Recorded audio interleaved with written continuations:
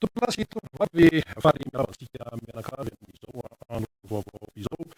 alakamisy enina amby roapolo janoary telo amby roapolo sy roa arivo ny miara-monina izay radio matin no miaraka aminao amin'ity fotoana ity toy ny mahazatra fandarana tsy zoviana aminao intsony araba izay tsy misy anavahana fa ataontsika araba faobe miainga manjaka miadana toerana ambony ary fomba fiteny moa zay ataontsika araba manjaka miadana samazo ny lafa hatrany hanafatika rehetrarehetra any eto dia arabaina mandana ianareo any amin'ny faritra maro indrindra ny any avaratra nosy any tamin'ny hoe fandalovany reny rivo-doza sy andro ratsy ireny ka dia tsy maty fo manaina noho ny hoe fiakaran-drano fatehan'ny trano sy ny vokatry ny fahavoazana maro isan-karazany arabaina ianareo rehetra zany izay niarana izay avona izay fa taona moa dia tsy maintsy izay no fiainan'ny sika madagasikara rehefa vanin'ny fotoana rehefa faraloban'ny siklonitsika tahaka an'izao janoary febroary sy ohatr'izay misy moa tany reny hoe ny aina nafoy dia mampahiratra any ireo nitona aoriana vokatra rehetrarehetra misy ny ravanarana misy ny tsy afaka makany an-trano satria rano be mangeniana tapaka lalana mikaso ny asa-piariana nymina toerana maro dia aina foana isika mianakavy ary mampahery noho izany zany hoe toejavatra manahirana mitona amin'ny fiainana izany raha ny fandehan'ny fantarantsika nytendreko tsy ho ela eo dia fa avy eo ny député mamy Rabenina izay questeur fahatelo ihany izy eo anivony tenera-pirenena andraikitra vavany zany ary eo ihany koa ny sanany sekretera général ny Madagasikara azy ary izy moa dia soloam-bahoaka voafita amin'ny lalàna dimy tao distrikany Ambohidratrimo maro ny zavatra hoentineo sy ny famavakana isan-karazany ankoatrany izay misy olona fa maintso be miakatsika etika dia raha ny fanaratoana ihany koa dia mbola hitora mafisina ny ministra Laurent Ramanana ankoatrany fanira sy mombatany izay mpitondra famavakana eto amin'ny lalàna keo lalàna dia vahoaka eo dia ny faniriana dia hoe ny hafa manaraka hatramin'ny ny fanaraka amin'onja MBS radio izany ny alina dia tady tsy akisana eo anivony satria maonao isika satria enina amby roapolo janoary ny enina amby roapolo janoary telo roapolo sy arivo ary boraka misy ny anio zany fa ny enina amby roapolo janoary sivy sy roa arivo kosa dia andro latsinainy tamin'izay zany hoe efatra amby folo taona lasa no nisin'ilay anarana hoe lundi noir alatsinainy mainty tsy teto Antananarivo ihany fa saika nanerana ny faritra maro toerana maro nanerana ny Madagasikara izany lundi noir ary ny lundi noir tompoko dia tsy mipopotra ho azy fa organisé izay no azo ilazana azy amin'ny ankapobeny mihitsy zany hoe za efa avomana no natonga zany lundi noir zany ka itsika amara tsara ny momba azy satria ohatra hoe voateraka le olona tamin'ny sivy sy roa arivo aty amin'ny telo amby roapolo sy roa arivo izy zany dia efa vosaina tsara dia ataontsika hoe efa mahataka zavatra tsara fa tsy ny aina ny lundi noir sivy sy roa arivo inona moa zany raha tsy ivona kely fotsiny dia nandeha ny fitenenana maro samihafa notarihana andian'olona ny amin'ny hoe tsy feteza ny fitondrana tamin'izany fotoana zany olona saina baolty rehetrarehetra sy hoe zao no tsy mampety ny fitondrany zao ny fijaliany malagasy tamin'izany lazaina hoe mijalina malagasy tena tsy mety mihitsy zao fiainana zao tamin'izany nefa olona telonjato kapoka vary tamin'izany dia ny menaka dimy roa arivo ariary tamin'izany ny lanjan'ny arary tena tsy ohatran'izao fa mbola azo lazaina hoe natanjaka ny lanjan'ny ariary tamin'izany ny atao hoe ny isa tokantrano mbola misakafo telo isan'andro amin'ny ankapobeny sasany mbola mihinana goûter sasany mbola mahavita mandeha vakansy mbola manao an'izany zaroa. Tamin'izany 2024 zany tamin'izany ny arikarim-pirenena tsy negativa tahaka ny tamin'ity régime ity, tamin'ity régime ity, tamin'ity fitondrana amin'izao fotoana izao ity no nandrenesana an'izany hoe arikarim-pirenena moins 7. Mbola tsy nisy zany tao anatin'ny 80 taona tompoko, mbola tsy nisy. Fa ny fitondrana izay ny président Marc Ravalomanana ny teo amin'ny fitantanana ny firenena tany amin'izany 2024 izany dia ataontsika mihitsy hoe diabolisena, naratsina, nosasana ny adoan gasy, natao an'izao noaratsina isaky ny izay mietsika mihitsy tadiavina mihitsy ny fomba rehetra hoe ahoana ny fomba anaratsina an'izany fitondrana tamin'izany. Efa nikonokonoana tany, efa be dia be ny fikonokononana, efa niketretrehana tany rehetrarehetra tany izay nandray anjara tamin'ireny mahafantatra tsara. Dia nandeha ny resaka Alain Dinoir, inona moa izany? Nidorana daholo ny toerana maro teto Antananarivo. Ny resaka ty kosa Macron sy ny EPS mifanana amin'ny président Marc Ravalomanana no cible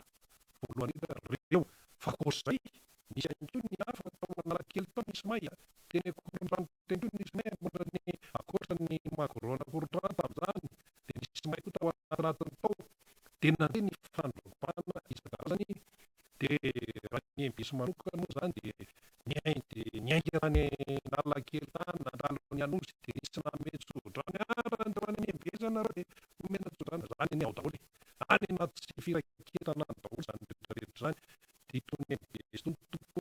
politika tanteraka may tena hoe tsy nisy ny raisiny. Dia ohatra zany ny kompanerana nosy toy izany Macron, zavatra be dia be zany no asiny tao anatin'izay. Dia miteraka ny fantaniana na ho an'ny tsy tao anatin'ny piketrika andreny na ho an'ny piketrika fantaniana tsokosa mba apetraka nitondra inona ho ny firenena malagasy sy ho an'ny malagasy ny fanaovana an'ireny Alain Dinoir sy fanoran'ireny sy fanampitehan'ireny. Nitondra inona? Faharoa, nahavoatra ny fiaina malagasy ve ireny toe-javatra ireny? Satria ny ankamaroan'ny olona izay nitarika an'ireny no eo amin'ny fitondrana amin'izao fotoana izao. Taorian'ireny moa zany dia nisy ny tetezamita dia nandeha teny. Fa ny ao anatin'ny fitondrana ny ankamaroany amin'izao fotoana izao dia efa hita tamin'ireny resaka hoe Alain Dinoir sy ny fanampitehan'ireny. Ka nitondra inona ho an'ny malagasy? Nitondra inona ho an'ny firenena malagasy? Ny nolazaina fa hoe tolona ampilaminana tamin'ireny, lazaina mantsy hoe tolona ampilaminana tamin'ireny. Dia izay no nasesika tao anatin'ny sain'ny malagasy izany. Dia ino moa zany nisy nidroboka tao anatiny, fa nisy ihany koa ny tsoroboka. Dia hitantsika tsara ny toeran'ny raharaha mandritra an'ireny fahorian'ireny moa zany dia lasa isolé Madagasikara, tsy nanana ny toerany intsony manerana an'izao tontolo izao. Ary ny nitarika tamin'ireny, ny mpitondra tamin'ireny zany rehefa tsy teo intsony président Marc Ravalomanana dia lazainy ny tany ivelany hoe sans qualité, SANS, tsy misy qualité. Izany ny toerana nisy Madagasikara. Dia valitsika zany ny fantaniana hoe nitondra inona ho an'ny malagasy, ny firenena malagasy ireny Alain Dinoir ireny. Dia nitondra fahampiana maro lafy ho an'ny firenena sy ho an'ny fiainan'ny malagasy. Aloha tsorina mihitsy amintsika amin'izao 13 sy roa arivo izao tompoko dia mbola nisy takaitra navelany ireny 7 sy roa arivo sy ny fanampitena tamin'ny 7 sy roa arivo ireny amin'izao fotoana izao. Ireo olona laza fa hoe sahirana ny malagasy tamin'ny taona 7 sy roa arivo noho izany dia mila hongotana manta ity régime Ravalomanana ity. Ireo olona nilaza an'izany ankehitriny no mitondra ny firenena tompoko. Ka manahoana ny firenena malagasy? Manahoana ny firenena malagasy amin'izao fotoana izao? 3 arivo ny kilao vary, 303 arivo ny kilao vary, mividy vary atsasaka poaka toy ny sabonama amin'izao fotoana izao. Inona ihany koa ny fanafody tsy voavidy intsony, ny lalana potika. Izao zao ny fifidianana dia lazaina indray fa hoe tsy izy foana dia mangataboka. Io koa aloha zava-tsara tsy mitovy no hoe ny avy any ivelany no mamena manampy anao ara-bola no naipony, manampy anao no naipony, sitrapony zany no manome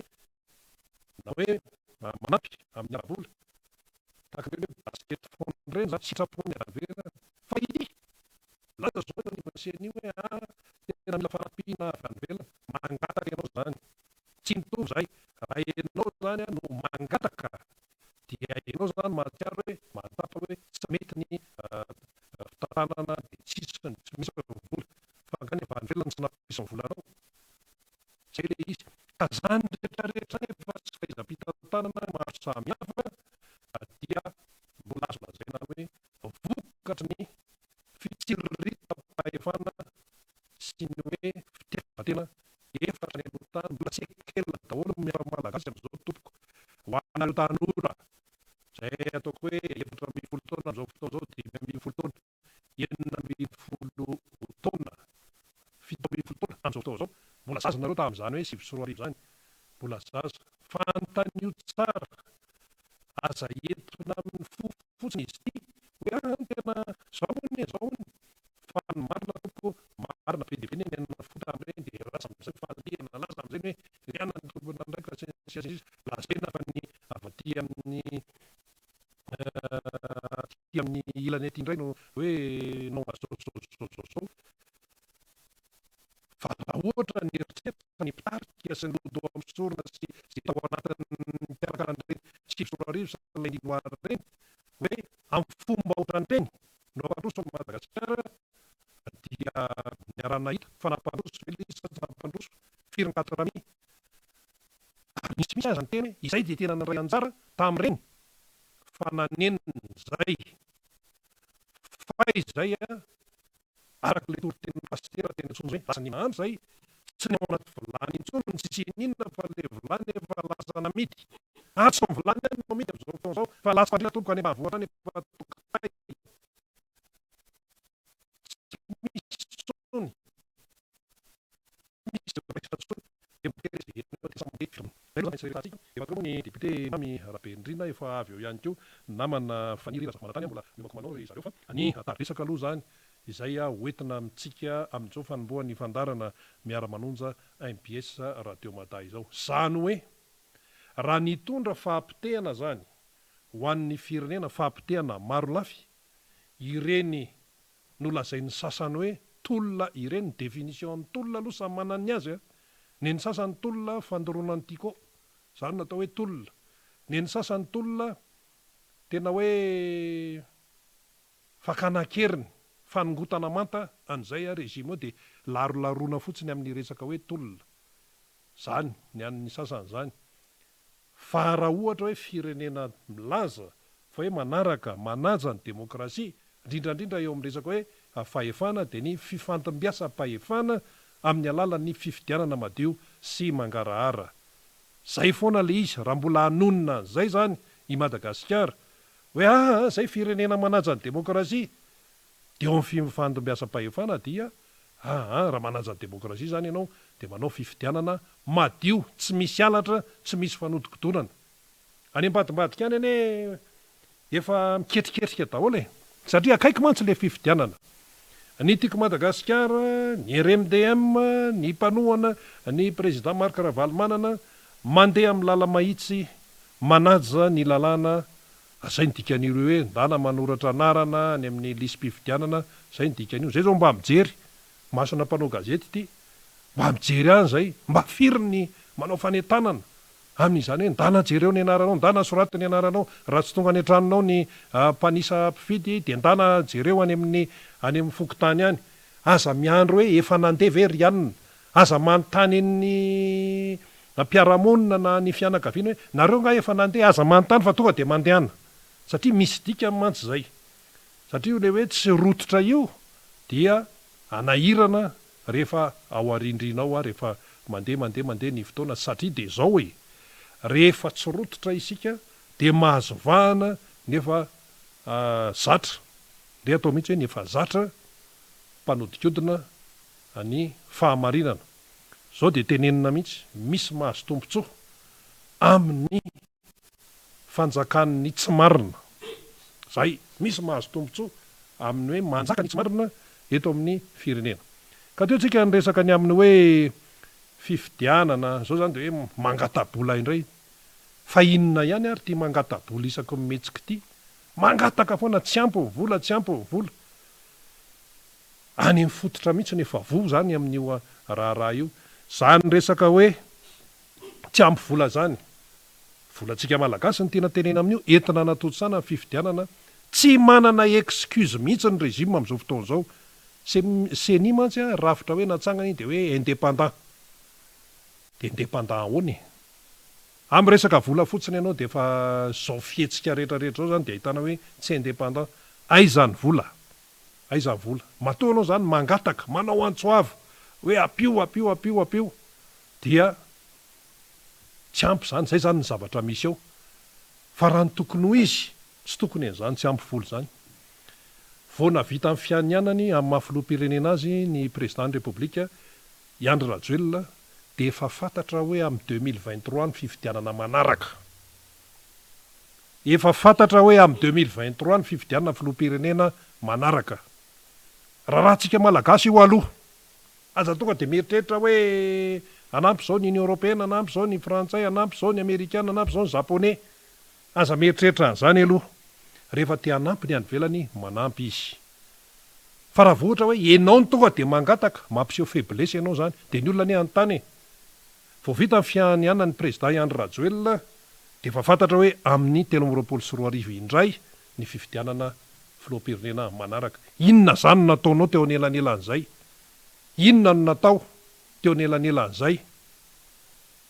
amin'ny resaka hoe arabola rahatsika atao anatiny zany mba tanysaho hoe mba hoe vola hiatrehana ny fifidianana amin'ny manaraka rahan'ny fanjakana zany a rahan'ny vahoaka malagasy zany a fa efa ty akaiky efa kely sisa de ho avy ny fitaom-pifidianana manaraka zany araka ny calendrier araka ny lalam-panorenana azafady indrindra araka ny lalam-panorenana 13 ny fifidianana filoam-pirenena de zao ianao zao ve firy volana meloa zany no de zao anao vao miteny hoe tena tsy ampy ny vola tsy ampy ahoana ny vola fa inona fotsiny nataonareo zany hatramin'izay no hoe tsy ampy ny vola zany hoe ny excuse tsy excuse mihitsy zany eo anatrehan'ny vahoaka malagasy no tompon'ny fifidianana fa nareo mpikarakara fotsiny an'ny vahoaka malagasy io tsy an'ny any ivelany io tiana tenenina amin'le hoe tsy an'ny any ivelany de zao tsy hoe anao ganagana amin'ny sasaloha koa fa isika malagasy no tompon'ny raharaha isika malagasy no hiatefany ny fifidianana filoam-pirenena an'ny malagasy io raha manao fifidianana ve ny any Brésil ohatran'le teo de ina moa ny idiran'ny mexicanina amin'izany fa rarahany brésilianina io fa raha ohatra hoe misy te hanampy ny avy any velany dia manampy izy amina ampony manampy amina ampony fa ity atsika de eo moa mitenena mahaleo tena ny tokony ho izy aloha de hoe atsika io itsika zany no mijery vola amin'ny fanatanterahana an'izany fifidianana izany mahita vola ianao mitrosa vola ianao anaovana téléphérique natao sinita any Frantsa mitrosa vola ianao anaovana autoroute de moa zany faranzana ilaina ny téléphérique ilaina ny autoroute araka amin'ny fomba fijery ny sasany zany io manana ny fomba fijeriny tena hoe tadiavina ny vola fa atao amin'le fifidianana tsisy vola na hoe tsy ampy ny vola de natao aiza zany ny lay vola de hoy isika hoe tsy manana excuse mihitsy ny mpikarakara ny fifidianana ny régime zany amin'izany filazana hoe tsy fisim-bola izany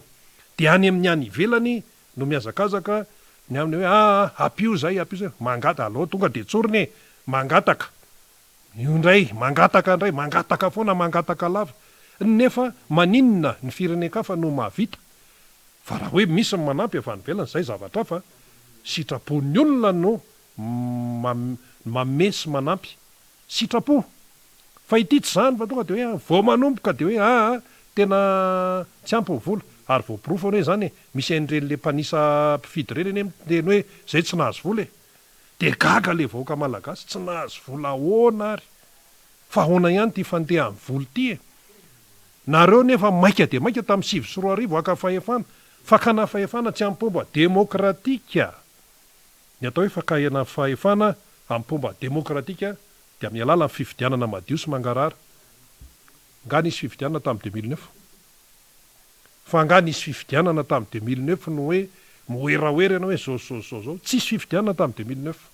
dorotrano nisy teto resaka nanahirana be no nisy teto zay le izy de nefa tsika amin'ny teny hoe tena hoe demokrasia manaja ny demokrasia manaja ny demokrasia raha tena miteny ianao zany de tokony arakarak'izay zavatra teneninao zany ano tanterahanao ko hoe tsisy vola amin'ny fanatetarahana fifidianana ny vahoaka malagasy tsy te halalan'izany tsy te halalan'izany ny vahoaka malagasy satria efa fantatra de meloa ny datim-pifidianana zay ihany inona ny excuse eo vao vita ho an'ny fianianany président Ihany Rajoelina de efa fantatra nanomboka teo hoe amin'izao indray ny fifidianana manaraka de ohatra zany vita fifidianana telo amby roapolo sy roa arivo de roviana indray ny fifidianana manaraka de manomboka eo indray zany de efa misy ny fiomanana hoe amin'izao indray ny fifidianana manaraka maninona ny firenena be dehibe any an-dafy any tompoko rehefa manao fifidianana tsy misy an'izany hoe tsisy polozaka eto Madagasikara hafa kely mihitsy mbola tsy nisy tao anatin'ny 10 taona raha vao hoe hiaraka fifidianana de lasa hoe tsisy ny vola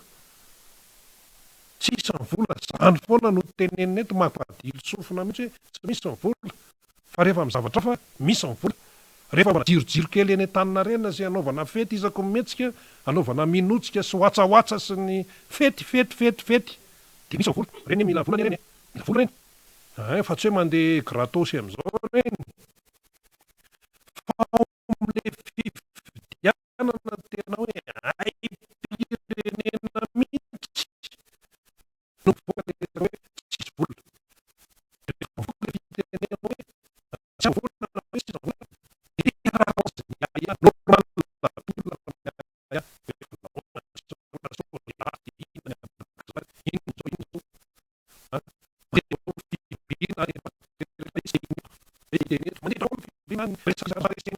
jerena zay olona tsona hoe filaza azy moa aty amin'ny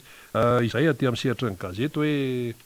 persona filaza azy hoe olona zany atao teny olona tena hoe manana maizy azy eo amin'ny fiarahamonina de reny ano andehanany sasany de ataoko anatina parenthèse hoe andehanany sasany de drokotrokiana de omena vola mihitsy dia hoe iny zany alaina de hoe lasa ianao zany zao no ataonao zao no ataonao sinsisa mba hoentina anakonana amin'ny marina io fa raha ohatra hoe mandresy lahatra olona ianao ka hoentinao zany hoe manao an'ilay fifaninanana fifidianana mantsy fifaninanana manao an'ilay fifaninanana madio tsara de zay ene no ilaina milatsa daholo zay te hilatsaka président ny repoblika eo na enina amby 30 na firy io tam'le fifidianana le taloloha reny hoe fa nioatra ny 30 ny kandida milatsa daholo zay te hilatsaka milatsa fa zao mila madio ny fitsipy-dalao mila madio ny kanja izay ifaninanana mila madio tsy misy an'izany anarana diso zany io ane raha vao misy litera ray fotsiny de efa tsy zany latsaka na hoe miova mialatsiny raha anonona anarana eto fa ohatra ity zany ohatra ny raisitsika ny anarana tambanjo ny anarana tambanjo ohatra zany ny anaran'le olona le raisitsika vehivavy Razafy Arso Joséphine no anarany Razafy Arso Joséphine dia voasoratra ary amin'le lisy mpifidianana taria Razafy ny Raso Joséphine efa tsy izy zany Razafy Arso lasa Razafy ny Raso mety hoe disy frappe na ohatran'izany de mety eritreritra ny sasany zany ko ve de problème zany tsy zay ny anaran'le olona ny anaty kara-panondro tsy zay no anarana ny meny ny dadany sy mamany azy tsy zay fa le tena izy fa raha hoe miova fotsiny le litera de efa miova zay zany hoe rehefa miova io na diso tsipely io na inona de efa olo-kafa ny dikan'izay olo-kafa ny dikan'iny ary rehefa olo-kafa iny de azony sasany manipulena am'izay tiany anaovana azy satria na vato ray ara no tsy araka ny tokony ho izy hoe vato tokony ho ato de lasa makaty io arane na hoe vato anankiray hoe ohatra zany le olona hoe fidy amin'ny président Marc Ravalomanana nefa noho ny fahadisoana sy ny namany any de hoe lasa vato fotsy na vato maty de efa tsy izy zany ny sasany moa zany hoe tena savatrafa ny olona hafa mifidian'le olona de lasa mifidy olo-kafa satria manao doublon izy de lasa ny anaran'le olona no ampiasaina de hoe ifidy ny anina na ifidy ny anina raha raisitsika ary le fifidianana farany teo raha ilazitsika hoe manaja ny zon'olombelona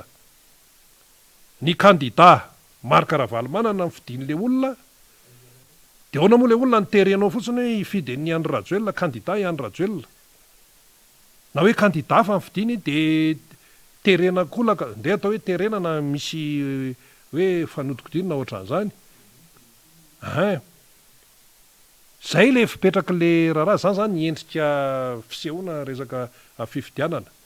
ao anatin'ny izany rehetrarehetra any ka zay mahatonga ny raha hoe ny aty amin'n'tiako Madagasikara aty amin'ny RMDM aty amin'ny mpanohana ny président Marc Ravalomanana ny teny hoe mailo firy ny isan'ny biro-pifidianana reto Madagasikara ary amin'ity firy ny isan'ny fokontany eto Madagasikara isaky ny biro fantatsaham-bato zany rehefa tonga ny androm-pifidianana tsika aloha zany zao mbola aty amin'ny resaka hoe lisy-pifidianana ohatra lasa tsy mianoatra kely de mila zany arahamaso amin'ny atsipriany mba tsy ahafahan'ny mpangalatra mahazo aina alatra maro lafy alatra amin'ny endriny isan-karazany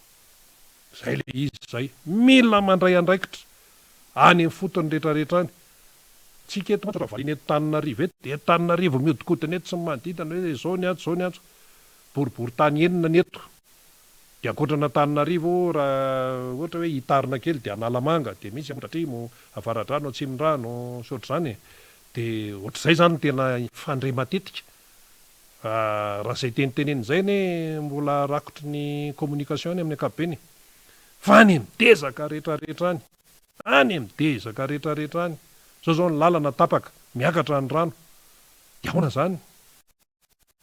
de ahoana tsy maintsy misy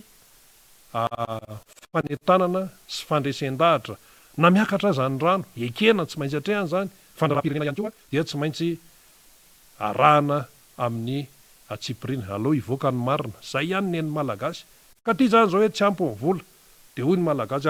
zay tsy miditra amin'izany tsy anjaranay zany de lasa indray zany andeha hijokojoko ny ray ho any amin'ny any ivelany ray hoe ampio zay amin'ny resaka arabola le vola lazaina hoe tsy ampy hiatrehana fifidianana fa ny lanjam-bola atsika koa kay mbola mitotongana koa dray zany izy de zany mitambatra ao daholo ny lanjam-bola efa kely sisa de ho 5,000 ariary ny ray euro nataontsika hoe latsaka 50 nataontsika hoe latsaka 200 efa manafosafo ny 5,000 zany fa mahagaga ny vidin'ny baril any amin'ny tsena iraisam-pirenena efa midina be ny tsika eto mividin-dasany sy ny gazoal io ihany nefa na inkitihana de misy miteny io ane tsy tokony io ara tsy tokony ho zao fa ny tsika morandrindra raha ampitaina amin'ny any Maurice ny any Seychelles ny tsika morandrindra aza mba miteny amin'ny malagasy an'izany fa ohatrany hoe mandatsa amin'ny malagasy zany aminareo io morandrindra fifariana eninjato nefa tsy zaka ny Tananarivo everiny sasany le izy hoe mora fa ny vovokain'le malagasy tsy afaka hiatrika an'le izy satria na ny latsim-pandriana efa tokotay ny vilany efa namidy ka mora amin'ny ahoana amin'ny sasany kady zany de lazany vidin-dasany tsy gazoal ny gazy moa zany zao de tsy resahana tsony ary le gazy koa ve tena feno tsara sa inko moa ohatra ny sarotra be aloha mandrefa an'le izy satria anatin'le vy be iny fa misy olona mitaraina koa miteny aty hoe ahoana koa le gazy ohatra ny sasany vetivety de lany tsy fantako za moa ny teny hoe saodinareo kosa no manina hoe be fiavy be amin'ny fampiasana ny gazy any an-tranonareo any de lasa misy ohatran'izany lasa misy fiahiahina sisa marina zany mila marina foana fa rehefa manjaka zany io marina io mizotra ho azy fandehan-javatra fa le vahoaka malagasy mitanjana de hitany hoe nahoany ty ny tena hoe tadiavana ny fomba rehetra mihitsy tadiavam-bola sy ny ohatran'izao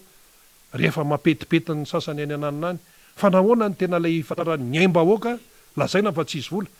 io le resaka hoe fikarakarana fifidianana miteny ny seni matsy hoe tsy ampy vola sy io ane voatranga anankiray koa io fa any amin'ny sehatra hafa koa ne milazaina koa fa tsisy vola zao efa nitenenina teto foana hoe vacation any reny le mikarakara fanadinany reny hatrany amin'ny CEP mbola nisy tsy voalohany hatramin'izao. Vacation mpampianatra niny BPC mbola nisy tsy voaloha mibaka, mbola nisy tsy naray ndana ny tany eo ny avaradrano eny fa misy an'izany ary samy joro vavolombelona mihitsy reo ve andainga zanaka malagasy anareo e. Mbola nisy tsy voaloha any zany de misy resa-bola ihany koa ny any amin'ny orinasa mpanao lalana ireny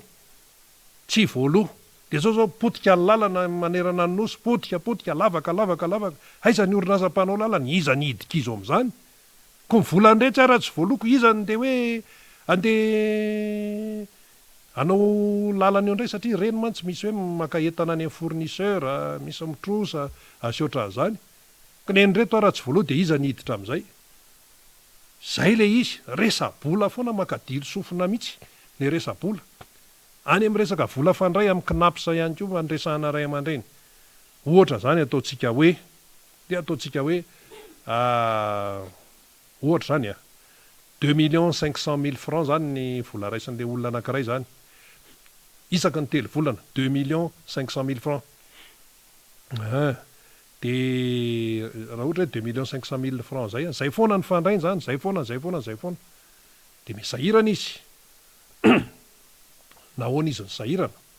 sahirana izy satria le lanjan'le ariary miena le vola raisiny ery nefa tsy miova de ataontsika hoe tsy niena le vola le raisina zany fa ny eo ihany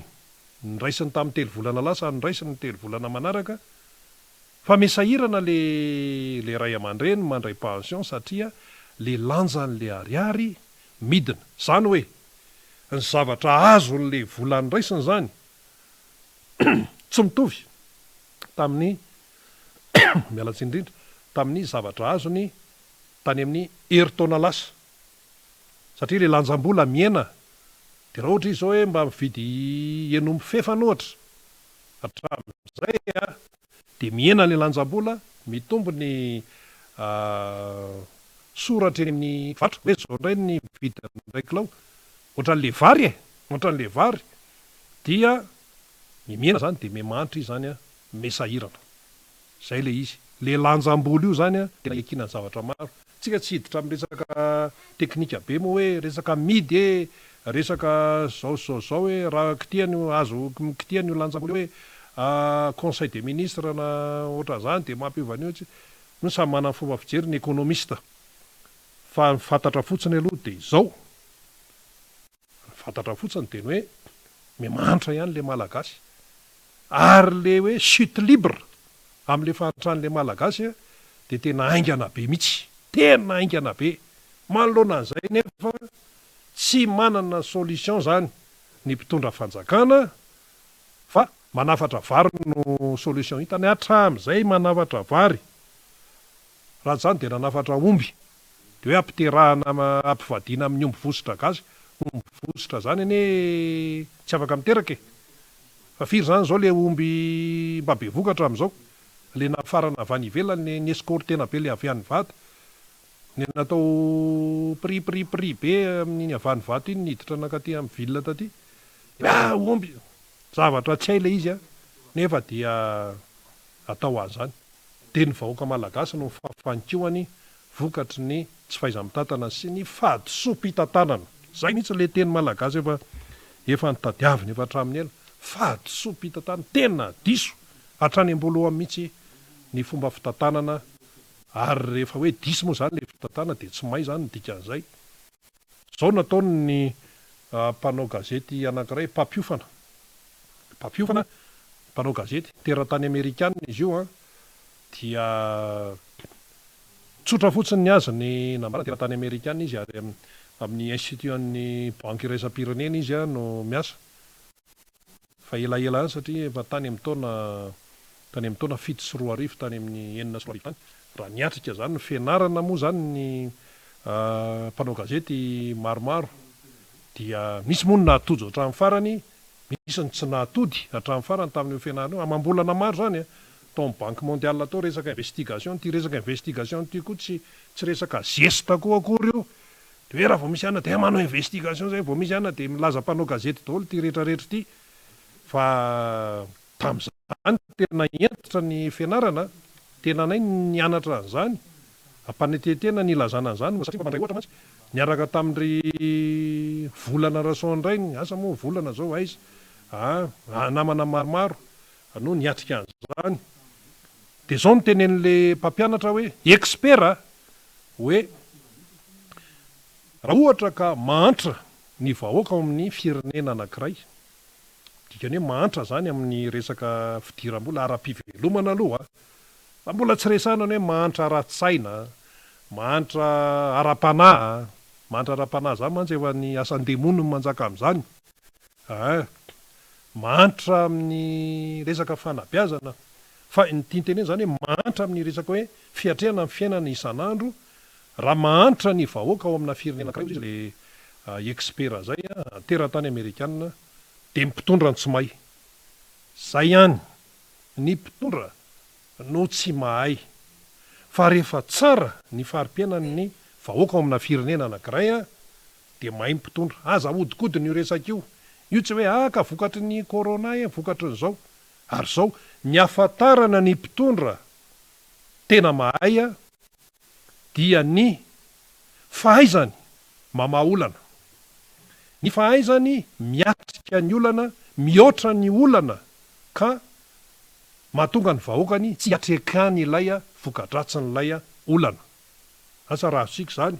ny atao hoe mpitondra mahay de tsinona akory fa ny mpitondra mahay mamaha olana, mahay mihoatra an'ilay olana zay miseho, ka ny vahoaka zay hoentiny dia tsy mahatsapa akory ny zany fisian'ny olana izany satria mahay le mpitondra, mahay le mpitantana. Fa ny tsika rehefa misy ny olana tsy mamahanino mamaiky azy fa manilika an'iny any amin'ny team mamaiky azy, manilika an'iny any amin'ny RMDM mamaiky azy, manilika an'iny any amin'ny panorama, manilika an'iny any amin'ny mpanoatra, manilika an'iny any amin'ny mpitondra fivavahana hatramina toriteny atao resabe, ailika ary tsy mety hoe mahatsapa tena hoe tena vokatry ny tsy fahaizanay mahatonga tisy ty. Manilika no ataony, manadio tena no ataony, ary milaza zavatra tsy marina no ataony. De olona ato mahita hoe tena sahiran'izay, ny mpitantana tsy miteny hoe ny 80 isan-jaton'ny asa efa vita, tena miezaka zay, tena miezaka zay, tena zao zay. Ny sasany moa zany ao anaty fitondrana miteny mihitsy mila ampina mandaha 4 mihitsy na mandaha 5 zay vao tena hita amin'songadana. Iza ny andre zany? Zao zay no tsy mihinan-kanina, zao zay ny zanakainy tsy mianatra, hozy ny malagasy, zao zay ny ravatrany, zao zay no mila solution, fa tsy hoe mila mandaha an'zao na mila mandaha an'zao. Fiainan'ny sasany nefa mety be. Zao ny malagasy ny tsy mihinan-kanina, zao ny vary ny 3 arivo ny kilao, 203 arivo. Zao zay ny tsy mihinan-kanina. De zao zany mila vahaolana, aloavo ny volanay. Ahoana ny volan'ny artista nandritra ny herintaona mbola tsy voalohatra zao. De hoe atao ny resaka hoe ino ny tizy teo, CA conseil d'administration sinsisa. Iny mbola resabe Ka zay le izy, zay ny tenen'le mpampianatra hoe expert amerikanina, mpampiofana mpanao gazety amin'ny resaka investigation hoe ny ahafantarana fa mahay mpitondra dia tsara ny fari-piainan'ny vahoaka ao aminy. Zay ihany zay le nametrahana mpitondra eo indrindra ny exécutif, zay ny ametrahana mpitondra ao, zay no anakaramana azy, olona karamaina ny mpitondra sy ny tompona andraikitra izany. De ny baromètre ijerena azy, ny ijerena azy foana hoe mahay izy sa tsy mahay de ny fari-piainan'ny malagasy. Raha miteny zany ny Banque mondiale la amin'ny fomba mihaja veriko, raha miteny ny banque iraisam-pirenena amin'ny fomba mihaja, inona le hoe amin'ny fomba mihaja? Taremarika anao vokany misy ray tapitrisa fanampiny ray malagasy manampy andreo mahantra efa teo, zany hoe any mihoatra ny 7 isan-jaton'ny malagasy no atsona hoe mahantra. Inona no atao hoe mahantra? Tsy miaina afa-tsy mihoatra ny $2. Raha eo amin'ny $2 ny resaka de vao mainka mbola miampy kokoa le atsona hoe mahantra.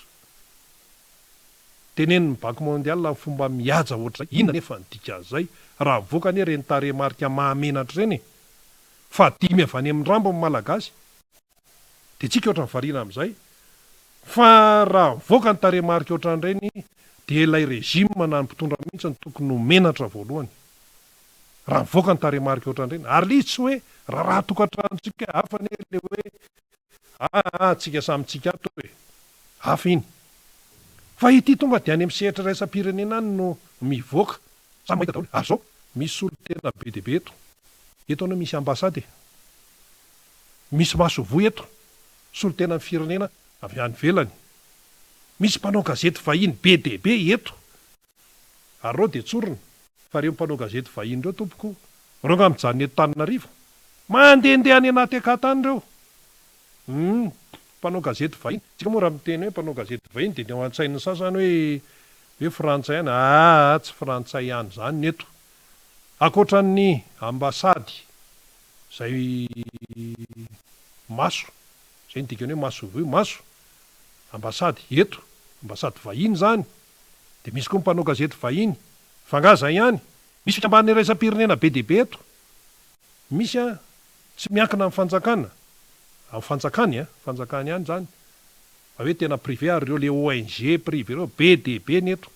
paritaka any amin'ny rehetrarehetra any mahita an'izao mahita an'izao mahita an'izao fa ny zavatra hita ny vahiny de ny hoe Madagasikara raha ngaty tena tokony androso mihitsy malagasy raha ngaty tena tokony tsy antry zany fa vokatra ilay fitongilana-pitantanana sy tsy fahaizana maro samihafa fitiavan-tena sy ny rehetrarehetra de zao ny mahazo ny malagasy mampalahelo le izy ka raha mampalahelo ary de ahoana isika ihany no eran'io sika ihany no erany sika ihany ny tompony ka raha hoe laindy noary iny aloha endrika amin'ny vantany iny fa be dia be ny noary eto mainty daholo ny fiainany gasy fahasalamana mainty zany maizina ny dikan'izany tsy tafavoaka amin'ny malagasy fanabeazana mainty eo ny tany aman-danitra tsy tafavoaka foto-drafitrasa lalana potika daolina ny lalana tsisy raharahavanina aty amin'ny resaka sakafo tsisy raharahavanina any amin'ny resam-pifidianana io izy io milaza hoe tsisy vola de angataka amin'ny any ivelany ray de ozy ny any ivelany hoe zay hoe nareo hoe mangataka de hoe amme zay sa tsy amme aona aloha mba fomba fitantananareo an'le vola tamin'le corona iny vola be niny hatramin'izao mbola tsy mazava zao nefa ianao de angataka indray aty indray misy fifidianana farafa ratsiny hoe avoakanao amin'ny atsipriany ny fomba nandaniana n'ire vola ireny zay meniny avy any velany de zay ianao vao miteny ary eto tsorina fa raha hoe miara-miasa amin'ny any ivelany ianao zany ka hoe tia mivola de hoe ity no anaovana azy de tadio tsara fa misy fanamarinana foana ireny zay hoe fa nahita an'izany misy fotoana le hoe nandeha mampiofana mpanao gazety any amin'ny faritra de efa voatsinjara zany miala eto Tananarivo hoe tia ny ekipa anankiray de zao avy ny mandrafitra an'io ekipa io de zao ny hébergement zao ny déplacement ny sarandalana zao ny sakafo sy ny sisa fa reny rehetrarehetra eny de omeny anao mivola rehefa tsy matateraka an'le asa ianao mamerim-bola ny inona moa tsy toizako ny toyany fa mamerim-bola ianao le vola bolongany raha tsy vitanao amin'ny atsipriana hatramin'ny farany la émission nampanaovina anao zany no izy dia ao anatin'izay vola zay de mazava tsara fa nandaninao azy de misy an'ilay hoe PJ inona le PJ pièce justificative ohatra zany hoe tarehanao zao ny déplacement de misy taratasy iny mazava tsara ohatra raha efa miara-miasa amin'ny raisam-pirenena tompo tsy maintsy ohatra zany na fikamban'ny raisam-pirenena io na système Nations Unies ninona fa hoe mission de mazava tsara ilay izy rehefa tsy matateraka anao mamero avereno ny vola zany ny antsika eto tamin'ny resaka coronavirus tsy hita zay fandehany hatramin'izao teneniny olona ny velany tsy mazava zao anao aty amin'ny fifidianana hoe tsy manam-bola zay voaka malagasy ao tsy te halala an'izany fifidianana mandeha fantatra ny voaka malagasy de zay no izy raha tsy ampy ny vola milaza nareo hoe tsy ampy ny vola de zao ahenao ny chèque carburant nareo any ary manaova plisy misy ataovy zay mampisy vola nataterana amin'ny fifidianana satria misy mpitondra eto misy régime eto ny mitondra ny tim anie tsy ao anatiny eo ny RMD anie tsy ao anatiny eo nareo ny eo de ataovy zany zay mampisy ny vola ny any velany ihany ko mba misaina ihany ko izy ko hoe laindinoary zao hoe alao isaina tsara aloha zay isaina fa raha hoe ny vokatra iny zany raha ny vokatra iny a de tena hoe firenena potika ny vokatra zany l'Inde-Noire izany. Izy raha misano laza hoe nanan-karena tamin'ny fandrobana ny fananany Tycho sy ny Magro. Mety nisy ny nanana tany ambadimbadika any fa harena izay miaraka amin'ny alahelon'olona, miaraka amin'ny ranomason'olona, miaraka amina ranomasina malagasy piraitanindrazana. De zany ve de mahasoa, zany ve ny amelomana taranaka. Ka mety de misy indray miteny hoe ka izy efa mibanaka na ohatran'izao na mibanaka na tsy mibanaka indrindra le atoto tamin'ireny. Afa ny hoe manana no niezaka. Sy hoe nandova be, hafa iny tsy idirantsika. Fa afa hoe nanan-karena tapoka noho ny fanotokidinana ny harem-pirenena noho ny fandrobana ny MBS, fandrobana ny Tycho sy ny vary lafarina sinsisa. Zay le izy ka dia iny moa zany tsy maintsy nresahana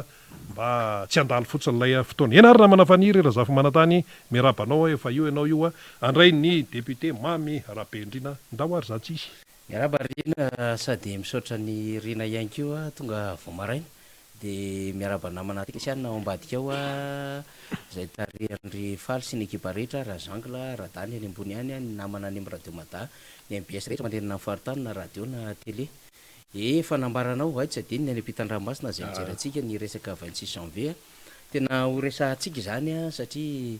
everitsika fa tsy tokony andalo. Inona moa tiantsika teneny tsy tokony andalo de hoe ny fahapotehana ho an'ny firenena dia zava-doza ary rehefa mitranga ohatran'izay le izy de tsy vitany hoe zava-doza fa lasa vidin-dafo amin'ny taranaka faramandimby sy ho an'ny firenena le zava-misy. Ka amty andrano ty fa nambarako tamintsika teo de hoe ity resaka 26 janvier ty tena ho resahantsika satria ny fantanina mipetraka rehefa napetraka Rina teo le izy de hoe mbiaiza ny firenena 12 taona aty aorina. Inona no tombotsoa azon'ny Malagasy sy Madagasikara taorina ny fahapotehana orinasa marobe manerina Madagasikara ary tsy vitany orinasa han'ny filoha tamin'izany fotoanandro zany filoha Marc Ravalomanana fa ny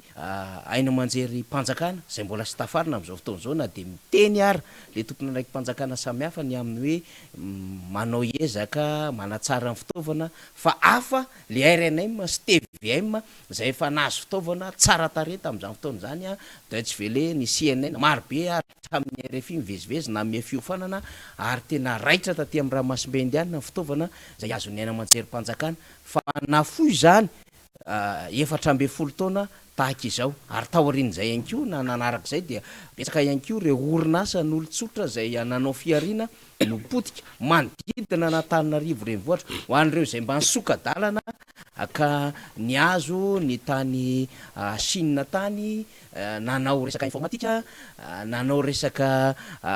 inona moa fandrarana amina resaka teknôlôzia vaovao tamin'izany fotoanandro zany fatatsika ny Sinsitik fatatsika ny Chine Terrien Supreme marobe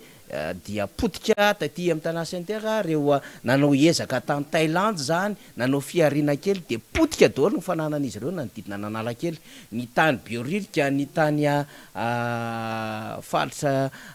nisan'iny digy iny marobe retoerana zany hatrany koron-drano no nipotehana ary efa fanapotehana fandorona ary fandrobana nomanina moa satria voapirofony zany tamin'ireo fanadihadiana maro samihafa de fantanina apetraka amintsika ny amin'ny hoe nitondra inona ho an'ny firenena iny fandrobana iny fanapotehana fiainan'ny olona sy fiarin'ny olona iny zay zany fanontaniana mipetraka ary zay no famakafakana entina am'izao maraina izao satria tsy ho hay olalovan'ny tantara zany miezaka amin'ny resaka an'izay satria ho an'ireo toeraka taty amin'ny taona 2000 dia 7 taona tamin'ny fotoanandro nisiny zany 26 janvier 2009 dikan'izay mananjo afantatra amin'ny vaovao maro ny anareo ary mananjo koa ianareo hapita amin'ny taranaka faramandimby ny voka-dratsy ny fanonganam-panjakana sy ny fanapotehana firenena izay nataony zao fitondram-panjakana zao ireo izy ireo amin'ny akabeany ny akamarony de mbola miaraka amin'ny filoham-pirenena ankehitriny ao no misy tale généraly anivon'ny présidence, ao ny lasa ministre ao anatin'izany a gouvernementa izany, ao misy sénateur, ao misy olo-mavam-baoaka, ao misy cabinet anivona ministera sy anivona présidence, misy tale samihafa, mbola miaraka ao izy menakavy auteur an'izany hetsika tamin'ny 7 izany, mbola miaraka ao izy menakavy tamin'ny famitahana ny vahoaka teny amikanjany 13 Mey ka resaka tamin'izany fotoanandroany de hoe hanafaka reo mpianatra zay a nosamborona ary notsaraina tao amin'ny tribonaly anosy, de rehefa nentina teo anosy navadika ho fandrobana lay fahatongavana teo le ngarainy de modana metsodrano niala tetya amin'ny faritra Andavamamba tety mekotsodrana nareo fa ody de ny tanjotra namonjy rehefa avy namodika ny tao anivony RNM STVM tamin'izany reo andehan'olona de ny tanjotra andeha amodika ny foibe misy ny vondrana MBS tato amin'ity misy le quotidien vaovao atsika ny fahita lavitra ny hainao manjery ny MBS de eto amin'ity toerana zay resahana ity de mitondra inona ho an'ny firenena zany, nisy fahafatesana ankizy teto tamin'izay fotoanandro zay, mitondra inona ho an'ny firenena izany zavatra any fa vokatry ny haine fankalana, vokatry ny diabolisation natao tamin'ny filoha Marc Ravalomanana, lazaina fa tsy tian'ny olona avy any amin'ny faritra président Marc Ravalomanana mba handrangitana ny olona teto Antananarivo, mba handrangitana ny olona tany amin'ny faritany, kanefa raha misy filoana vita lalana 209 kilometatra de filoha Marc Ravalomanana zay nampifandray amin'ny faritra rehetrarehetra ary fitiavana lehibe mihitsy n'izany fa tsy ohatran'le saritsary-pitiavana amin'izao fotoana izao zay na milalana mba hahafahany any amin'ny faritra rehetra mamokatra ny vokatra ary mba hahafahany any amin'ny faritra rehetra mifandray amin'ny faritra hafa tahakan'le atsimo afaka mifandray amin'ny avaratra, andrefana afaka mifandray amin'ny atsinanana. Nampianajanaka tany amin'ny faritra ny filoha Marc Ravalomanana ary tsy nisy fiangarana hoe ny taty Antananarivo renivohitra na azy kit scolaire tsaratsara ny tany amin'ny faritra ratsiratsy tsisy anjany fa nitovy daholo amanetsiny amatapitrisany kit scolaire tahaka zany ny kitapo ny zaraina, ny famezana cantine scolaire nampitoviana ny sakafo tsara, sakafo ara-pahasalamana, sakafo mafana no mena ny cantine scolaire manerina Madagasikara, nampitoviana ny fiofanana ho an'ny mpampianatra rehetra manerina Madagasikara ary nomena bourse hianatra any ivelany reo mpianatra ary tsisy hoe teto Antananarivo any fa manerina Madagasikara zany zay mpianatra mahay ary manana chance tamin'izany, fa zay le izy hoe fankalana diabolisation de nalovon'ny hainao manjery sasany le izy de tonga tamin'ireny fanonganam-panjakana reny de napetraka daholo zao rehetrarehetra hoe nampifangaro ny orinasa amin'ny fitantanana ny firenena kanefa de ohatran'le malagasy rehetra niary ny filoha Marc Ravalomanana fa zao nanana ny fomba fijery hoe efa io hoe nya fa ndao kosa anarina ary ndao hitondra anjara briky ho an'ny firenena de nanomboka tany fitantanana ny tanàna Antananarivo izany ary tonga taty amin'ny fitantanana ny firenena. Betitsika zay adevitray fa efeto ny député membre Bendrina miraba Andriamatoa Solomamboka mialatsiny lavalava le fampidirana fa mino fa anakambara be koa ianao mikasika an'ity adevitra ity, mialatsiny amintsika mety hoe tsy aharitra ela ny Solomamboka membre Bendrina satria mbola misy fivorena maro samihafa amma andraikitra lehibe mo satria maro kasikety ny député atsika dia tsy maintsy andao atsika rehefa kelikely eo fa de fa mampiomana zay soa de malahelo tsika hoe de vetivety député fa ho an'ny fandaminana zay fa samborona mihitsy andalo fa marina fa tokony hiatrika an'le adidy amanandraikitra fa tsy azo de tsy hita ihany koa ny fifampitafana ho an'ny mpanaradia atsika Andriamatoa député, Andriamatoa secrétaire général ny antoko, Andriamatoa izy moa zany questeur, Andriamatoa manana andraikitra lehibe eo anivon'ny comité technique mixte ho an'ny resaka fikaonandoha maromaro kasikety. Miaraba Faniry, miaraba atsika rehetra ato amin'ny studio anankiroa ny MBS ny Radio Mata. Miaraba ny mpanaraka ny fandarana indrindrandrindra ary faly tafaraka eto androany amin'ity andro androany ity fa tsy arovana maizina ho an'ny firenena tokoa ny 20 janoary fanontaniana mipetraka teo dia nitondra inona ho an'ny firenena ny alatsinainy maitina ny lundi noir tamin'ny taona 2024 tonga de misy sary miverina aingana be ao an-tsaina rehefa tonga ny fotoana sahala am'izao tam'izany fotoana zany a safotofoto be teto Antananarivo sy ny manodidina ary mitazana somary ivelana Antananarivo de asetroka mainty tsitokotoko etsy sy roa no tazana avy lavitra io a ohatra hoe ho anay mipetraka somary ivelana Antananarivo a dia mahatazana hoe manomboka mibetsaka zany setroko zany de manaraka ny vaovao rehetra de farany me manatona de mahita ny zava-misy rehetrarehetra samy mahalala ny zavatra antrankitsika samy mahalala ny tantara ary samy mitazona zany fahatsiarovana zany na de ratsy aza le izy satria zava-nisy ny ainana teto amin'ny firenena ary sampanandalana anankiray tena mitondra ny firenena ny anatin'ny lavaka makitsokitsoka mitondra inona ho an'ny firenena le izy mitondra inona ho an'ny vaoaka malagasy le izy raha raisitsika amin'ny resaka tsotra fotsiny de nisy ireo nylaza indrindra ireo olona mpandrava sy mpandroba tam'izany fotoana zany a fa ny tanjona de ny hananana fiainana tsaratsara kokoa tsisy lôjika mihitsy zany satria hiditra amina zavatra faran'izay mikorotana ave no hananana fiainana tsaratsara kokoa profo 17 taona aty aoriana vao maika any amin'ny farany indrindra eran'izao tontolo zao sy eto amin'ny continent africaine ny firenena malagasy ary vao eo mijery vaovao eo zao de mahita misy fampitahana ataona gazety anankiray site anankiray tranokalaray zay milaza ny mampitahany vola afrikanina raika amby efapolo eto anatin'ny continent africaine tao anatin'ny 10 taona 12 taona mahery teo a ny fivoarana ataoko anaty farangososona le hoe fivoarana ary anisan'izany anisan'ny voaresaka ao ny ariary Madagasikara izay tafiditra ao anatin'ireo 20 faran'izay nitotongana indrindra satria very farafahakeliny any amin'ny 500 ny sandany tam'izany fotoana zany a mandra-pahatonga ny taona 3 20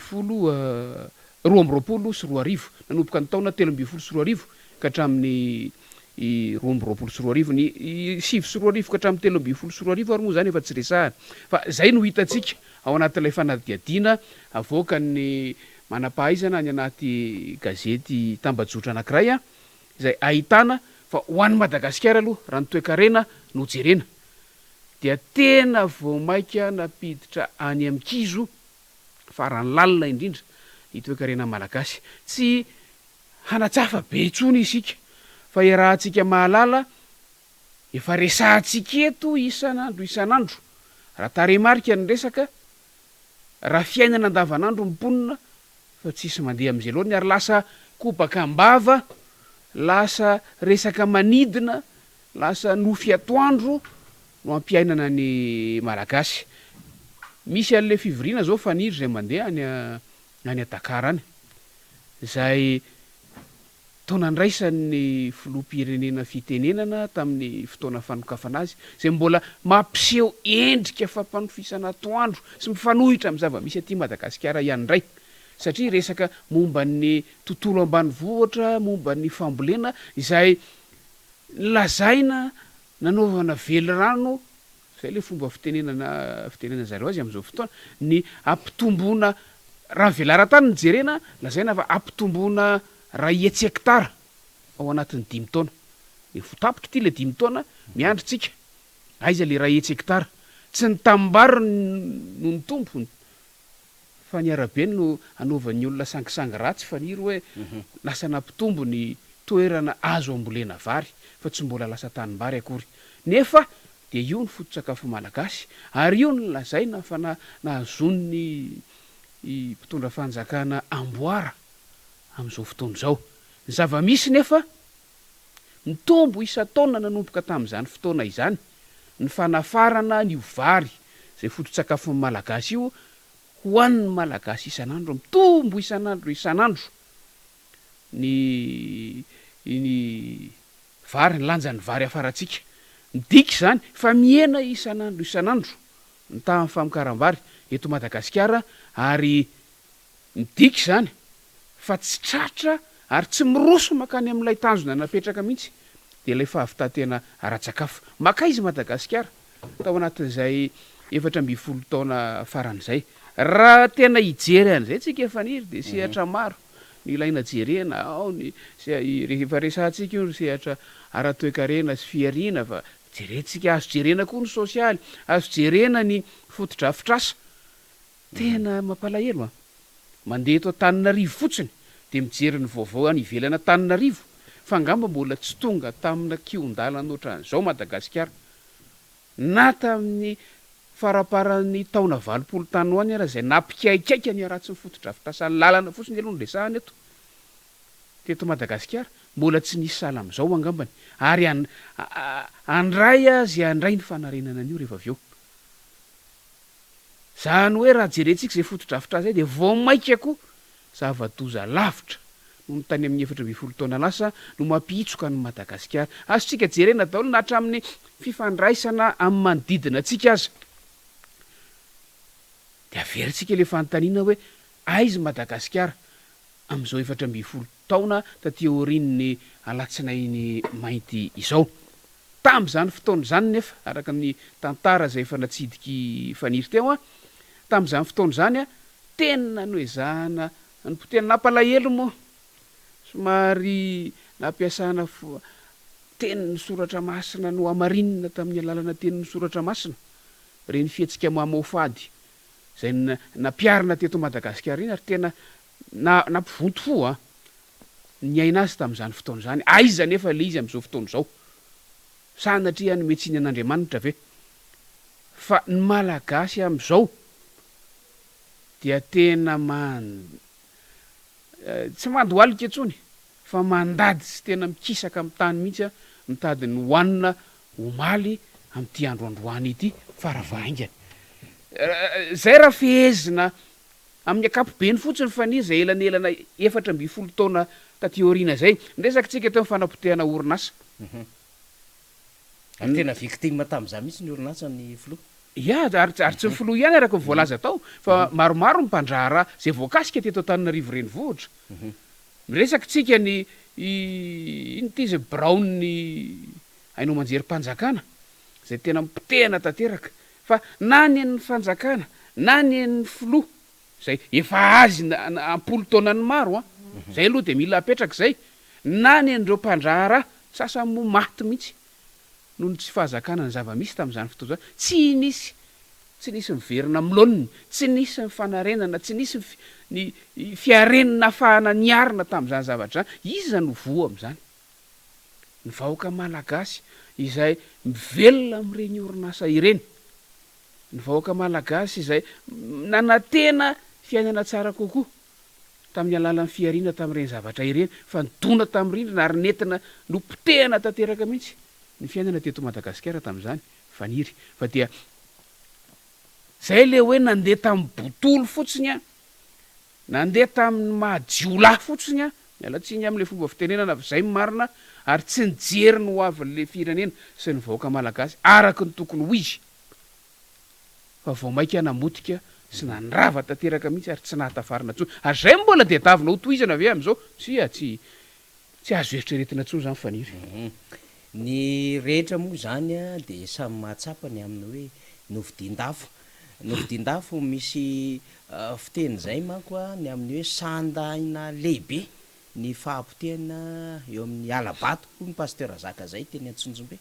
fa anisan'ny vidin-dafo ihany koa zany ny fahampotehana nandritran'izay fanonganam-panjakana izany indrindra satria taoriana le 26 janvier député membre Benrina de mbola ino zany tsy nionina tamin'iny reto olona reto fa mbola nanomana ihany koa lay 7 févroary 7 février zay nandatsandra zany hoe rehefa niala tamin'ny maintimainty de niditra tamin'ny menamena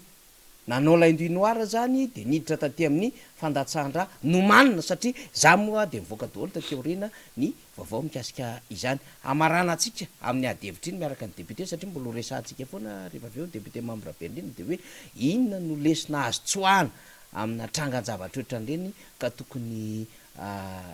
hosain'ny tanora aty aoriana zany satria ny tanora ny teny heverintsika fa tokony handinika tsara satria ny tanora moa hoe no avin'ny firenena raha aman-dreny de betsaka nefa tonga saina ny amin'ny hoe voafitaka tsy rariny tsy nety reny trangan-javatra reny a fa ny tanora aty aoriana de pete mamirabe indrina de samy mba mitsakotsako daholo am'izay hoe tranga efa nisy zay a de zay ngamba ny heverintsika ampitana havatra ny amin'ny hoe nisy voafahandalitra ihany nisy tsy nahafantatra ihany zay mety tranga nisy teto amin'ny firenena ny tanora dia reny no anton-javatra nisy eo teto amin'ny firenena zay ny mahatonga atsika zany teny foana isan'andro san'andro hoe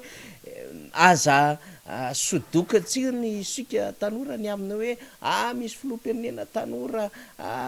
filoham-pirenena zay verina fa ijery kanje manara-penitra tsy mampaninona miresaka an'izany fa jerevantsika lavitra be ihany koa ny amin'ny hoe manana taranaka ary andovan'ity Madagasikara ty ny taranako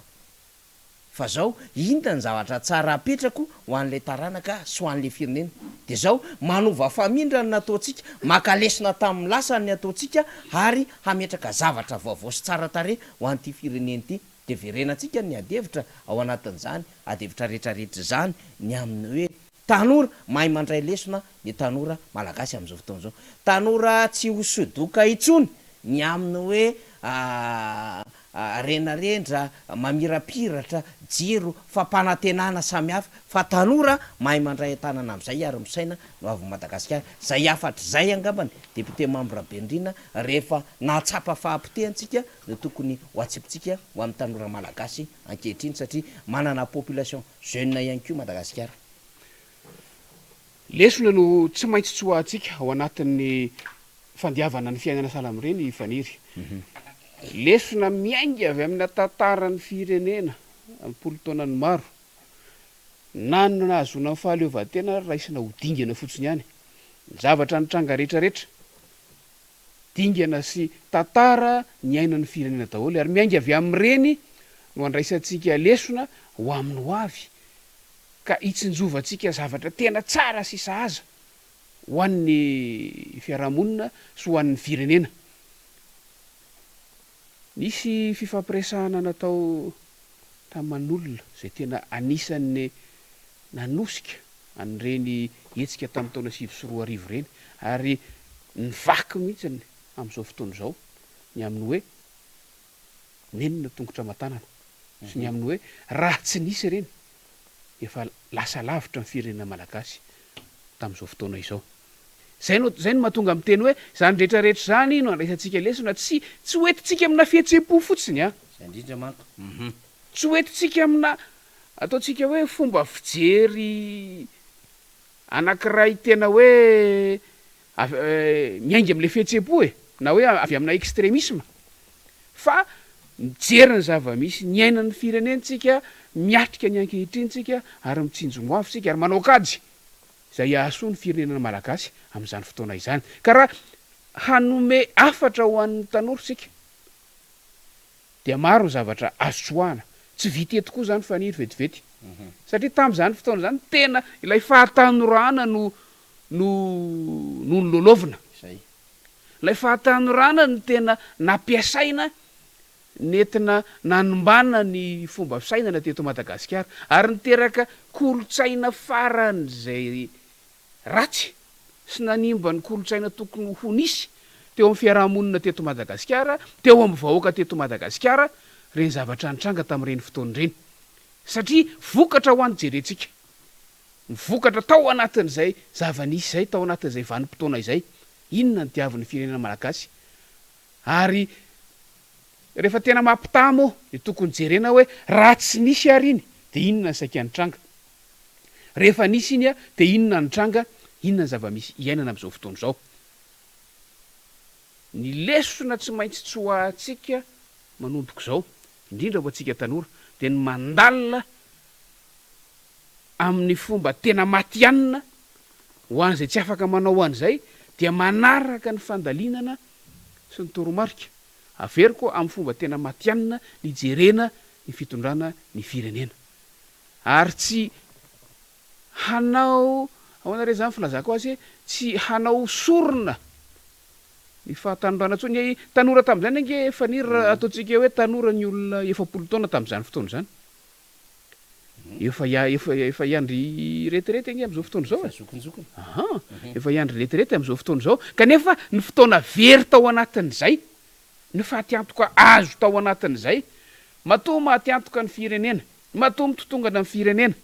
da ilay fiariny tsirairay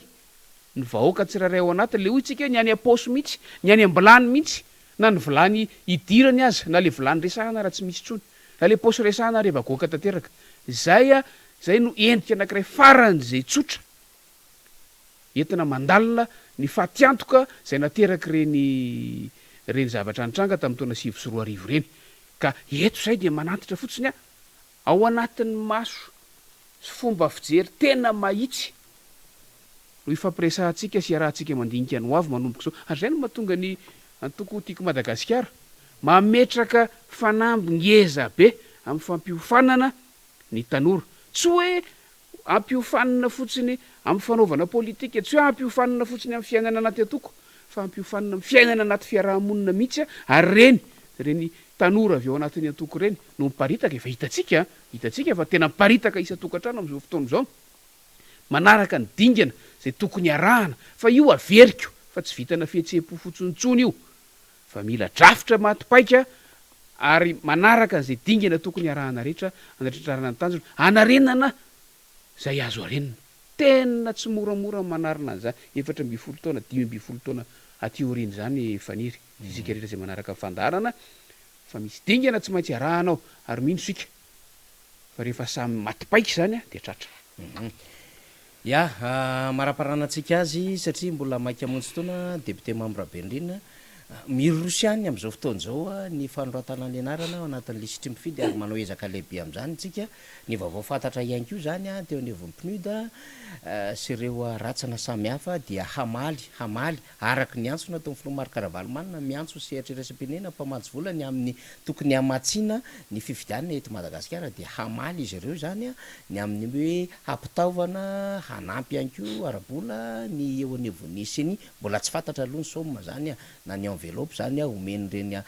vonina iraisam-pirenena reny fa raha fijery azy dia hirosiany izy tsika moa ny antso fifidianana foana député Mambrabendrina dia zay fanetanana zay ngamba ny tena maranantsika azy amin'ny fivahinianana eto zay mbola hamonjy andreo adidy amanandraikitra samihafa miomana amin'ny fifidianana foantsika miantso fifidianana hoy ianao mariny zany fa miomana hiatrika an'io fifidianana io tsika ary tsika hatrany de miantso ny hanaovana ny fifidianana amin'ny fotoana voalaza ny lalam-panondrenana sy ny lalàna velona eto Madagasikara tsy emotra ny fanatanterahana fifidianana kanefa tanterahana ao anatin'ny fangararana ao anatin'ny fahadiovany fitantanana n'izany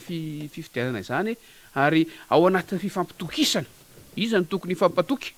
ao anatin'ny fifidianana ny mpisehatra rehetrarehetra fa iza ny mpisehatra ny fifidianana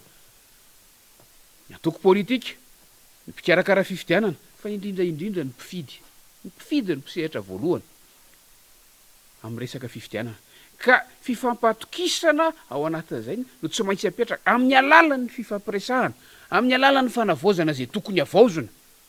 indrindra ny lalàna ka eto de manamafy an'izay fanetanana zay no toromarika miomanytsika fa tsy maintsy hisy ny fifidianana ary efa miomanytsika amin'ny anatanterahana an'izany amin'ny fotoana voalaza ny lalàna zay no nanaovantsika ny antso hatramin'izay voalaza ny faniry teo moa no hoe efa manomboka mamaly ny fianakaviam-be iraisam-pirenena ny amin'ny fanoanana ny ezaka rehetrarehetra ahatomombana n'izany fifidianana zany fa dia minotsika fa raha ohatra ka mandeha araka ny tokony ho izy io de ho tratratsika lay dingana ny resahako teo fa ho tratratsika ny dingana anankiray faran'izay ngeza eo am'izany fiainan'ny firenena ho avy zany ka afahantsika miroso makany amin'ny tsaratsara kokoa nyandriara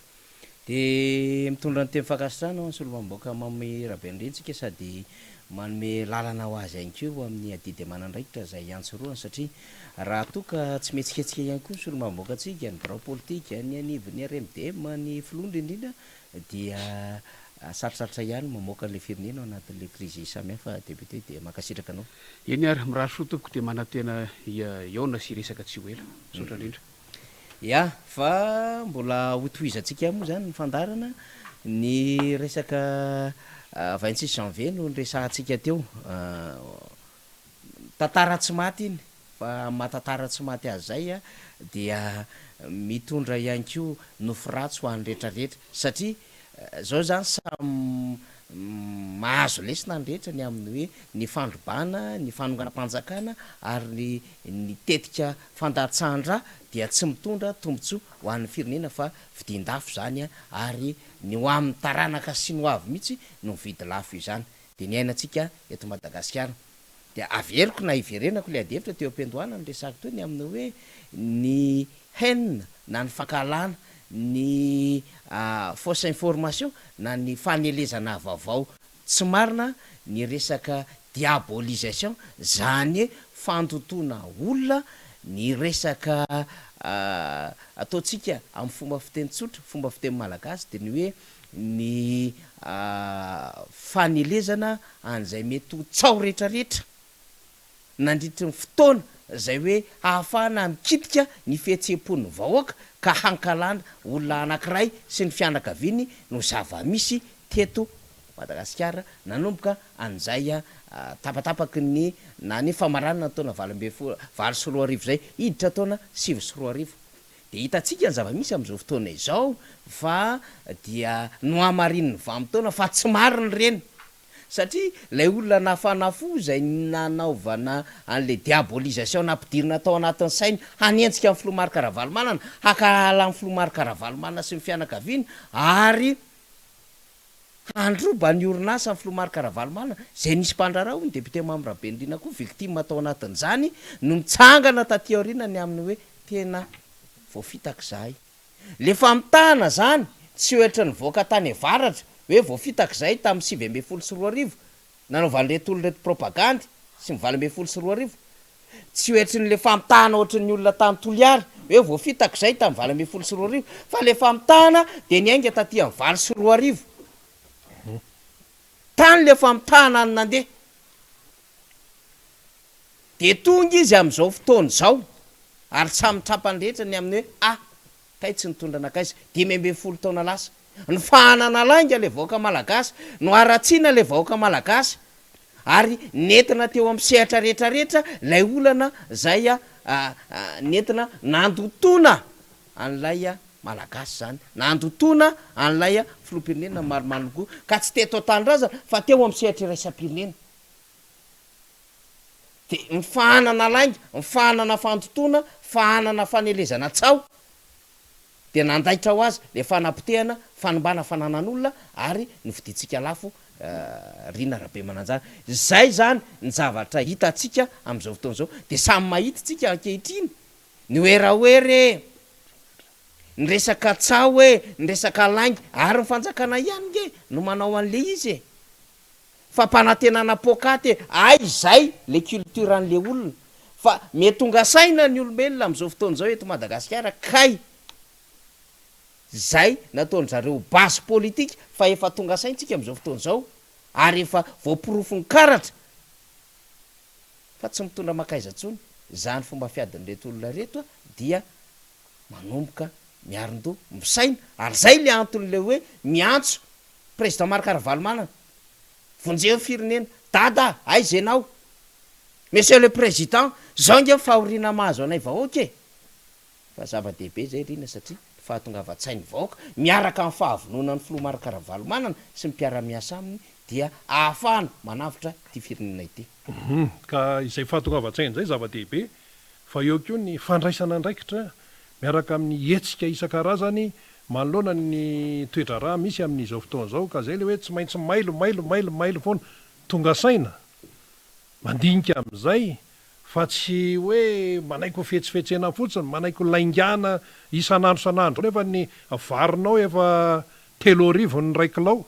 de zany ve anao de mbola manaiko fetsifetsena ihany hoe mbola aborsina ihany mbola sasana atido ihany le fantranany rehefa tena metraika any anaty vilany de io koa aloha tena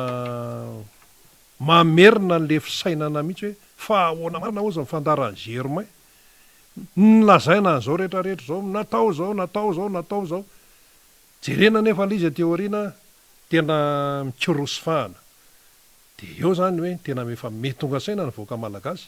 fa tsy ampiny hoe mety tonga saina satria tsika hiatrika mpifidianana mandana jereo ny anarana ny anaty lisy mpifidianana andalany soraty zay io zany tsy vitany hoe milaza ny tsy nety teo aloha tenenina ny tsy nety teo aloha fa ny hoavy mihitsy ny tena mila banjinina zay le hoe mila mailo zany mailo miainga eo isa tokantrano izay fahamailona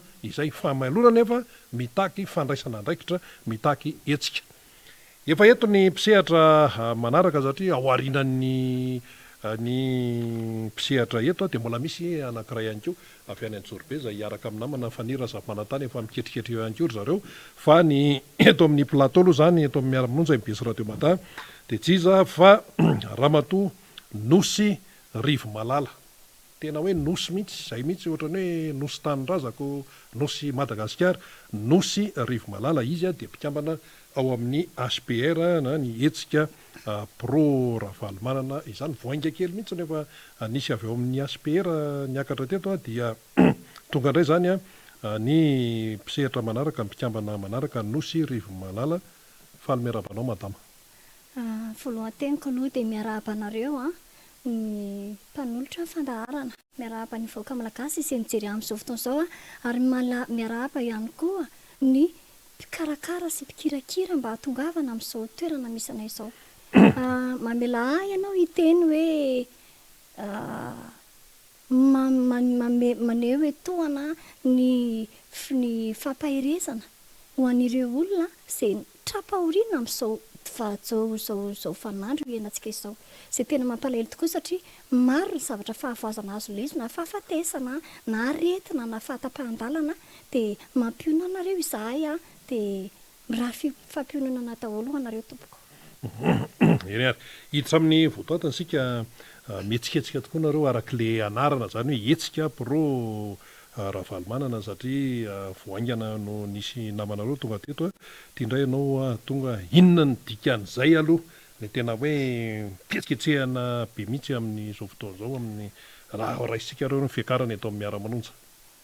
zava-dehibe ho anay ny fiakarana eto zay soranay anareo tena feno de feno tokoa azaveko aminao le hoe hetsika pro Ravalomanana ny hetsika pro araka ny hoe Ravalomanana azy de ola mpanoana ny Ravalomanana izahay de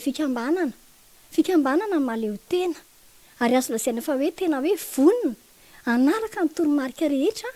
azy atorona ny marika Ravalomanana zay filohantsika ary ametraka anazy eo amin'ny toerana mahafilohampirenena anazy vonona foana izahay amin'ny zavatra rehetra misy ny hetsika zay ataonay ary mbola izy koa ny hetsika amin'ny 20 février ho avy izao izay arovana fanentanana ho an'ny olona ihany koa ka ny amin'ny fikambanana anao karazana hetsika fanomezana ho an'ny eo amin'ny fikambanana izahay reo olona mba osa reo olona mba manana ny fa misy taona de etsehanay izy io zavatra io zany de ho ataonay ho fanampiana sy ho fisintomana ny mpikambana hiditra ao aminay ary manentana ny olona izahay fa ny HPR ny hetsika pro Ravalomanana de vonona foana hatrany amin'izay hetsika rehetra atao hetsika fifidanana ohatra de manaraka ifotony izahay mandeha manaraka ifotony izahay efa mandeha nareo zany zao efa mandeha izahay izao mandeha ny fotony izahay manazava amin'ny olona ny toetra raha rehetra mandeha zao zahay manjaka Ambatomanga zao zay efa nisy efa nandeha zao zay tany aloha efa mba nanentana tany zay misy fampinisy fanentanana itosy maromaro ihany de izahay koa nefa hitatra ny faritra nareo nitatra zay de faritra misy efa misy faritra karazana grande ville efa misy sampana Ambatondrazaka Tolanaro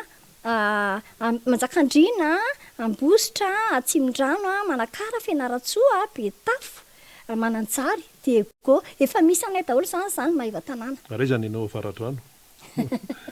sa mbola fandaminana aloha mandamina izay de misaotra manokana zareo any Ambositra moa zany Christian Remy fa miara-miasa foana isika de asa matahotra fa tsy maintsy eo foana tsika de mba totsy amin'ny tanjona zay mba iritsika tsirairay avy ny HPR moa zany araka amin'ny HPR anazy de zao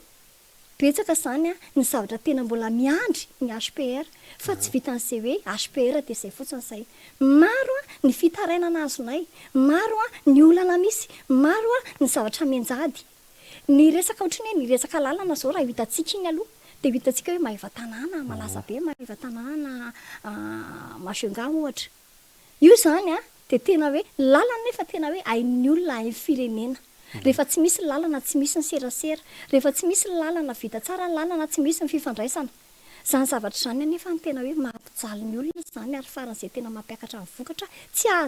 mampiakatra ny vidin'ny vokatra, tsy ahafahan'ny olona miaina ara-dalàna na resaka sakafo, vola tsy misy, ny asa tsy misy, ny tany manahoana, ny trano hipetrahana efa tsy zarizary tsy misy.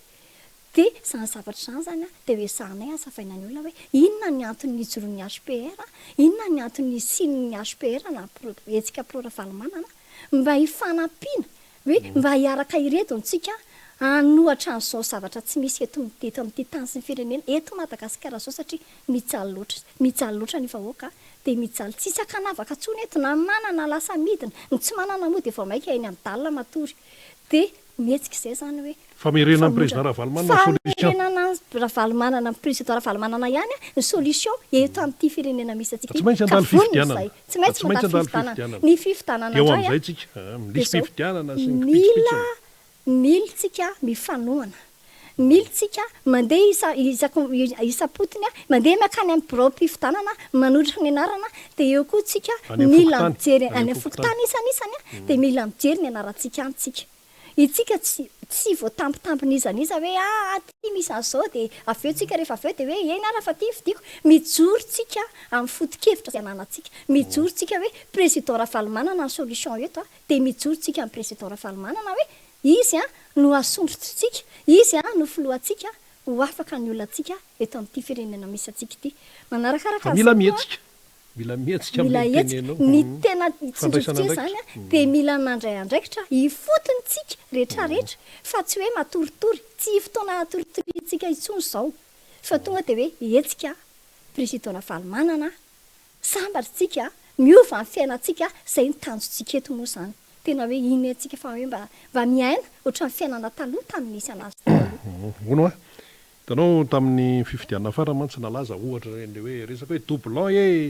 anarana very ny indimy ny maty mbola sain-dralahy mifidy sy ny sisa reny nefa zava-nisy aloha zany. Na nisy didim-pitsarana teo navoaka ny fitsarana amin'sahana zany aloha zany didim-pitsarana iny fa hoe ny tany fotony-tany nahazahoana fitarainana be dia be amin'ity ndraiky mitoraka ity dia hoe tsy tokony ho tratran'izany intsony fa mila fandraisana andraikitra. Ahoana ny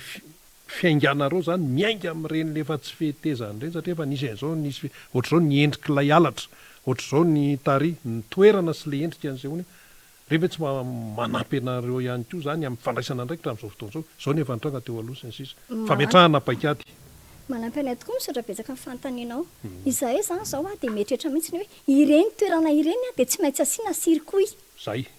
Asiantsika circuit isaky ny fokotany ireny anaramaso raha tena arahana hatramin'ny farany anesorana n'ity resaka hoe fisolokiana ity. Zay zany ny zavatra tsy maintsy ezahana voalohany indrindra. Zay ilay hoe miezaka mijery hatrany fotony dia manaraka an'iny hatrany fa tsy misy mihananana hoe misalasalana ohatr'izany fa tonga dia mivonona mijoro dia mivonona dia sa. Zay zany ny tena zavatra tanjona. Zay ny tanjona ary ny tanja moa zany tanjona fa dada ihany zany ny tanjona loatra eto. Dada ihany ny tanjona fa eo amin'ilay hoe fidinana ifota zay ka zao Madagasikara malalaka ato midadasika be. Dia eo moa zany efa misy an'ilay fandrindrana ihany mandray andraikitra ihany ny tiako Madagasikara zao manao ny azy ny RMDM manana ny organisation ihany koa ny nareo amin'ny hetsika pro Ravalomanana malio tena ihany koa nareo mandray andraikitra ihany koa zany hoe mifameno zany ilay izy dia ahoana ny tena hoe fandrindrana an'ilay zany ankoatran'ilay toerana efa nitonontonononao teo le fomba fiasa satria zao ny any ambadimbadika ihany koa ilay mieritreritra ny amilivily safidim-bahoaka miainga any amin'lisy fipiana dia efa mba miketrika koa izy. Tsy teny zavatra be dia be tsika fa ny antsika aloha zany resahana eto. Ny antsika indray zany ezahantsika atao matanjaka. Asiantsika réseau io fa tsy atsanjantsika amin'izao fotsiny ny zavatra kehitre atsika koa dia zao maninona moa zay angatahana foana hoe alao asiana ny nina moa izy teo karaha ny concertation nationale tokony izy foana zany le izy hoe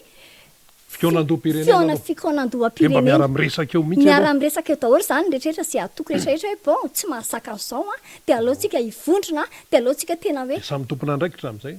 dia alohantsika tena hoe eo tsika mifandray eo tsika mifandray resaka mifandray mitadiny tokanga moa zany ny tena marina ilazana anazy mifandray rehetrarehetra resaka rehetrarehetra hoe ahoana ny itondrantsika n'ity fifidianana ity satria tsy maintsy anao fifidianana isika ny fifidianana ny zava-dehibe a dia zao ahoana tsara koa anefany alao a le seni a tokony tena hoe hosoloana fa tena tsy mety io na ravana satria tena tsy mety io tsy mety tsony io satria inona ny fa hita argument lesika itenenina zay satria mety misy miteny zao zao zany reo koa miteniteny fatany nefa le tsikeran'le seni zany zao zareo miteny hoe tsy ampy vola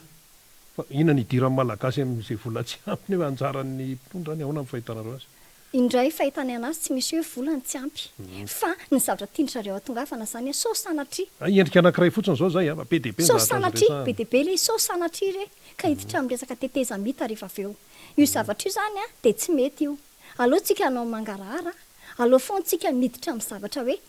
madio dia ny zavatra madio moa zany a dia fitenenanay le hoe le seni satria efa atao amin'ny seni foana ange le problème hatramin'izay koa e ao amin'ny seni zany mamoaka an'io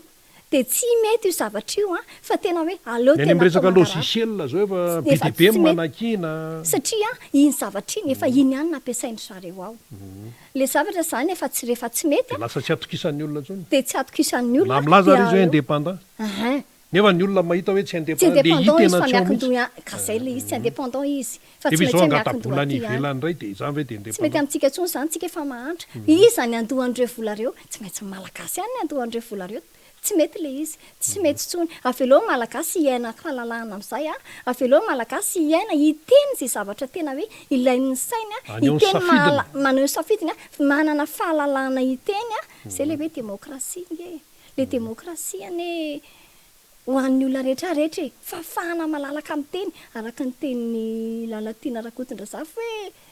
droit absolu osy droit absolu no miteny fitenana an-dalambe zay nefa mbola tsy mitratra hoe hitenana an-dalambe fa fotsiny hoe manazava ny tokony ho atao amin'ny kasty question hoe fifidanana rehetrarehetra hoe alao aloha asiana fikonan-doha mba hisian'ny filaminana eto amin'ity tany ity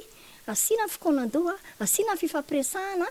fa efa tsy zakatsony zay fiaina nareo hoe dia tsy mba mahita akory hoe efa tsy zakatsony ange zao fiaina zao e dia fa maninona raha atao amin'izay le izy dia zay zany le izy hoe alao mifanaja e asiana fifanajana asiana fihainonan'ny olona zay le hoe ekota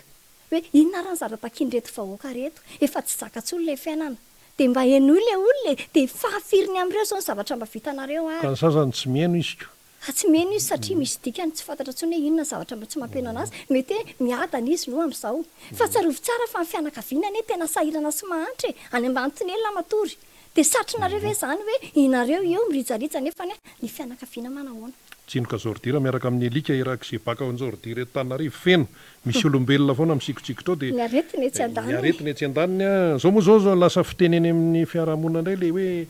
mazaka fiainana sa tsy mazaka ohatrany hoe mifampahantany iny zany mazaka sy fiainana sa tsy mazaka dia ny akamarony tena tsy zaka tsony ty fantaniana anankiray nosy rivo malala mpikambana ao amin'ny hetsika pro ravalomanana HPR hoe nareo moa zany resam-pifidianana ihany ny tena activité sa mety manao zavatra sa hoe fifidianana aloha ty dia ty aloha ny tena mafisina ny zavatra ezahanay aloha zany a dia fifanampiana ao amin'ny resaka hoe fikambanana ny fifanampiana moa zany dia hitanao hoe misy ny olona efa lehibe misy ny olona sahirana ohatra na ohatran'izay a fa nareo zany no azavady nareo zany no manao plisiplis manao plisiplis zay manao plisiplis manao plisiplis ny fandavantenanay misy teny mantsaitra afaizandray ny loharam-bolan'ireo ahoanandray sy ny sisa ny fandavantenanay a dia manao tsy paipaika izahay manao tsy paipaika izahay a anomezana n'le olona efa manana zoky olona zay misy taona sy le olona sahirana fantatray fa tena hoe mila fanampiana ao amin'ny toerana misy anay zay zany ny anay aloha de ny manaraka an'izay koa zany a ny akoatran'izay koa zany ny activité anay a zay manana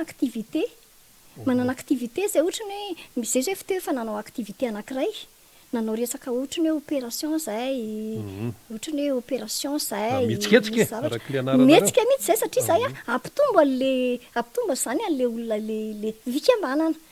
anitatra ny fikambanana zany zay a de tsy maintsy manao an'izay zany zay tena marina mety moa zany io moa tsy maintsy fanampiana fa fanontaniana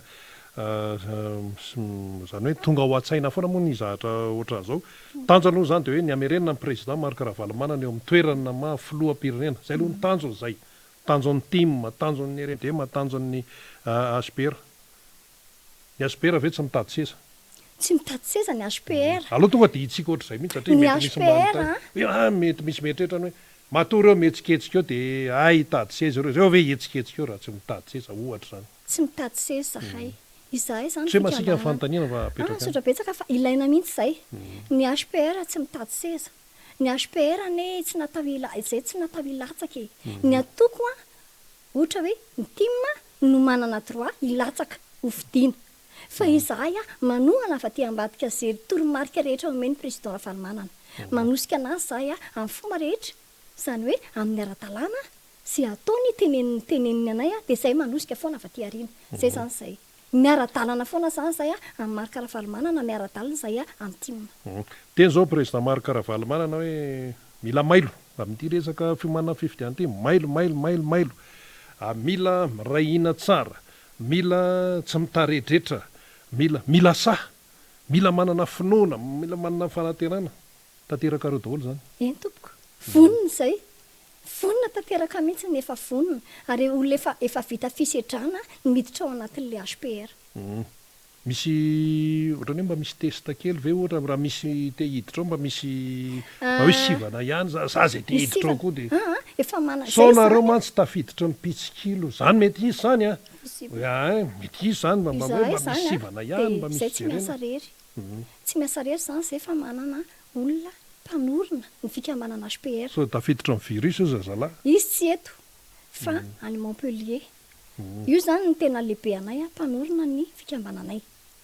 izy rehefa izy foana no cible andreo olona reo manao ty fa tena hoe efa any amin'ny herinandro tapabolana zay vao mampiditra an'io izy hoe testa le olona zany izahay koa mijery sy mitesta tena mitestinareo satria raha stratéjika be mantsy ty atao ty fifidianana ohatra anankiray zao azonao misy olona tafatsofoka zao ohatra de vao mahita anay eo anany eo tonga de miala tonga de sorony tonga de miala izy satria efa fantatrareo ny tantarany sy ny fa tonga de tambaranay satria fantatray hoe fantatra ohatr'izao ty olona ty ohatr'izao fandehany zay indrindra hoe zao ny tanjony zao ny tanjony de eto zany aloha de miantso atsika HPR tarito zay namatsika vonina hiditra HPR fa amin'ny 18 20 febroary izahay anao hetsika aiza aloha io amin'ny QG Belera io hetsika io zany fanomezana ho andreo olona le teny te hoe olona misy olona sahirana ao anatin'ny fikambanana fa misy olona hoe efa nahazo taona de mena fanomezana avy amin'ny alalan'ireo tsy paipaika zay ataonay no anaovanay an'izany izahay zany amin'ny mampaly eo tenanay de izahay ihany zany no manao an'le hetsika ho ataonay ary io zany mbola voasatatra mbavarano foana zany izy fizarana mba ho hitan'ny olona zany isitomana an'le olona ihany koa hoe ay reto olona reto mahay mirahina de mahay mifanakalo hevitra de mahay mifanampy zay zany ohatra anankiray amin'ny HPR zay de ahoana ny any amin'ny faritra rio mety misy miteny azy atao Belera zareo nanao de ahoana zany zay mety hiteny zany any ambozitra de ahoana mifandray foana izahay sy any amin'ny faritra mifandray foana izahay de mbola misy foana zany zay tsy maintsy midina ifotony foana hoe mandeha makany zay na ohatra fa alefa tsikelikely mola izy arak'izay le hoe mbola vao miforona fa betsaka efa malaza ihany zay fa alefanay ary tsy maintsy mandalovanay reo toerana ny fotony moa zany ny mpanorona hoe any Montpellier zay no filazanao azy ahoana mazava tsara ny fitantanana satria miainga amin'ny fitantanana reo sy ny activité ihany koa no hoe mety maharesy lahatra ny olona manaona ny resaka fangaraharaana re mangarahara ny anay mangarahara tanteraka rehefa misy ny zavatra ohatrany hoe misy sy fanarahana de tsy maintsy miteny anazy izy koa mahita de tsy maintsy miteny anazy zay hoe inona zao misy zavatra tia misy problème kely zay tiana ohatra zany de izy zany no tonga de hoe manoro sy mitaridalana anay hoe zao atao atao ohatran'izao ty izy ihany zany no tena hoe tena izy zay zany izy toteny aminay satria izy lehibe anay matoa izy manorona fikamana anay efa mitantana foana izy mazava zay eny ary mamaraparantsika Ramatoa Nosy Rivo Malala zay mpikambana eo anivo ny hetsika pro Ravalomanana koatran'ny 18 febroary ary 20 febroary inona ihany koa mety hoe fandarana lavilavitrezaka kely sy ohatran'izany fifidianana moa zany hoe amin'ity 2023 ty fotoana mandeha ihany ho tapitry ty ny janoary ny fiainam-pireneny ty mbola io izy io ny zavatra ataonay aoriana aloha zao satria ty zao ny anay zao mbola hoe ty zao mbola izahana aloha hatreto fa mbola misy hetsika vity io de tsy maintsy mbola hovirinay daholo indray reo olona rehetrarehetra reo ho atsonay daholo reo olona reo de eo indray zay anao fikonan-doha hoe ahoana inona ny programantsika manaraka anao zavatra satria zay mihetrehitra ny anao hetsika aloha hetsika fitadavam-bola zay zany ny zavatra ataonay aloha de izahay eo amin'ny birao ihany izahay eo amin'ny fikambanana io ihany no iketrika le izy hoe zao ny ataontsika na zao ny ataontsika satria ny miohatra ny hoe misy la olona ny alavitra zao misy ny alavitra misy hoe satria na fandanana hoe anona reny fandanana ny tena hoe mandrakotra Madagasikara mila vola ihany zany mila vola ka zay mihitsy ny anay hoe anao hetsika zahay nareo nefa tsy hoe anao tatireraka ihany fa mba nareo mihitsy aloha mihetsika izahay mihitsy herin'ny tenanay herin'ny vatanay herin'ny sainay no anao ikondoa hitady vola anodinanay amin'ny fikamananay eny ary amarana azy ary tsika Ramatoa Nosy Rivo Malala inona ny tianao mafisana sy ny afatra faraparany homenao zany ho an'ny mpanaraka ny miara-manonja MBS Radio Mada amin'izao maranantsika zao voalohateniko aloha de misaotra betsaka anareo nandray ny HPR matetetika teto fa ale izy zany tena ilaina amin'ny firenentsika mitanjona zany de ampivoatra sy ampilamina ary anontrotra nyity firenentsika ity ametraka ny Dada Ravalomanana eo amin'ny toerany ary vonina izay HPR nao azany ho voninahitra ny firenentsika ny zavatra ataonay moa zany de zay mangataka amin'ny rehetrarehetra mihitsy na aiza midira re ao amin'ny fikambanana satria tsara ny fikambanana midira ao amin'ny fikambanana zavatra sosokanto ny tadavintsika amin'ity firenena ity zavatra sosokanto koa zavatra misy ao fa mampazotantsika rehetrarehetra io fa ny tanjontsika de tokana ihany dada ho filoha de mila mifanampytsika mila mikondotsika mila mirahintsika mila mijoro ihany koa de sorona ny tahotra de misaotra betsaka anareo nandray anay de mbola mankasitraka ihany koa ary mbola mirary koa fiononana sy fampahirezana ho an'ireo olona izay manana trapa-oriana amin'izao zavatra misy amin'izao toetrandro efa tena mampikekeka sy tsy fiainana ohatr'izao mampikekeka ny olona izao de mampahery de mampitraka ihany koa saotra tompo tsika menakavy moa tsy maintsy mahery tsy maintsy mitraka ninina zavatra mitranga isaorana zany Ramatoa Nosy Rivo Malala zay mpikambana eo anivo ny hetsika pro Ravalomanana ny sehatra teto amin'ny miara-manonja MBS Radio Mada misaotranao tompoka omendalana ianao aviatsy ny lalana eny ary toy ihany ny fandarantsika miara-manonja MBS Radio Mada araka ny efa nambara teo maro nefa zavatra nambara miavaka moa ny anio satria hoe 20 janoary daty malaza daty manahirana voasoratra ao anatin'ny tantaram-pirenena na misy miezaka mikosoka zany aza ny sasany satria raha voatenenina io de olona maromaro no tsy maintsy voatonina ao anatin'izao hoe ianina manahoana ny fiainam-pirenena amin'izao fotoana zao io amin'ny korosofahana tsy akijanona io zany mbola mito ihany ny fandarantsika hiditra eto indray ny namana avy any Anjorobe manana zavatra ambara izy ireo ary namana faniry Razafy Manantamo zany no iaraka amin'izany namana avy any Anjorobe zany amin'ny fanoizana ny fandarana ny tiana ho tenenina fotsiny ny ao anatin'izany rehetrarehetra zao de ity misy ny ataontsika hoe areto mifindra tsy hoe le areto mifindra amin'ny vatan'ny olombelona tsy zay ny tiana ho tenenina fa le areto mifindra de ity ny ao anivon'ny régime moa zany zao mpitondra ao de misy endrika ady député miady amin'izao hoe député miady amina olon'ny fitondrana ihany misy gouverneur tsy mifanaraka amina solombavam-bahoaka misy olona any ambonimbony ao amin'ny samy ministera ao no fanenjany zany zany a endrik'ilay a fifandonana anatiny eo anivon'ny mpitondra de ataontsika hoe aretiny zay de mitatra io aretiny io lasa miady amin'ny mpanao gazety de zao inona lasa miadiny inona miady ny artiste misy aretin'ny mifindra zany ka zay a mila manao vaksiny amin'izay resaka aretin'ny mifindra ny ady izay tsika ry zareo mpitondra zany a miady ry zareo ao amin'ny endrika maro isan-karazany reny efa hitantsika reny reny ny tany Tsoromandidy de iny le adiny zareo samy zareo iny a mitatra makaty ivelany iny de lasa miady mpanao gazety tam'ireny le faharakitsika reny zao ne zao mpanao gazety misy clan nefa tsy tokony isy mihitsy zany vinana tonga zany le misy tompona ndraikitra any amin'ny fitonana any miditra amin'izay tsy tokony hidirany de lasa maka parti lasa maka namana lainy namana zany le apahany izy tsy avela hoe tena hiaraka tsara de zay io koa zao ny artiste io tratra ihany koa dia mila mailo ihany koa zany a ao anatin'izay endrika fampisaraham-bazana izay namana fanirina zafy manantany ianao indray zao ny sofera miaraka amin'ny vahiny manaraka namana vaneny Zorobe ndao ary eny ary de misaotra ny nosy rivo malala teo mahafinaritra be mifaneho-kevitry ny ASPR iny solitenino zany de ao anatin'ny fanentanana tsara misy de maromaro ny fikambanana tonga eto amin'ny miara-manonja ny ASPR niaraka tamintsika teo de raha mbola misy fikambanana hafa de asaina daholo isika an'io hevitra eto amin'ny miara-manonja MBS Radio Mada ialana tsiny a tsy avy aty amin'ny faly na imbola na irina na ifaniry no tsy ahafahantsika mandray ny FB sy ny YouTube fa le etraketraky ny toetrandro sy ny connexion réseau hafahafa be ihany de anaovana fialantsiny tomboky lasy tomboky avy raha ohatra tsika ka nandray tsika tamin'ny voalohany de avy eo tapaka andray de manahirana izy ity zany fa efa ambraiky moa zany na hoe manao fanodinana fandraiketana ny sary sy ny feo ny teknisianina de ho atsipy any amin'ny tambazotra sosialy rehefa avy eo zay ny amin'iny fa tsika moa zany misy namana zay avy miazakazaka any avaratra de makany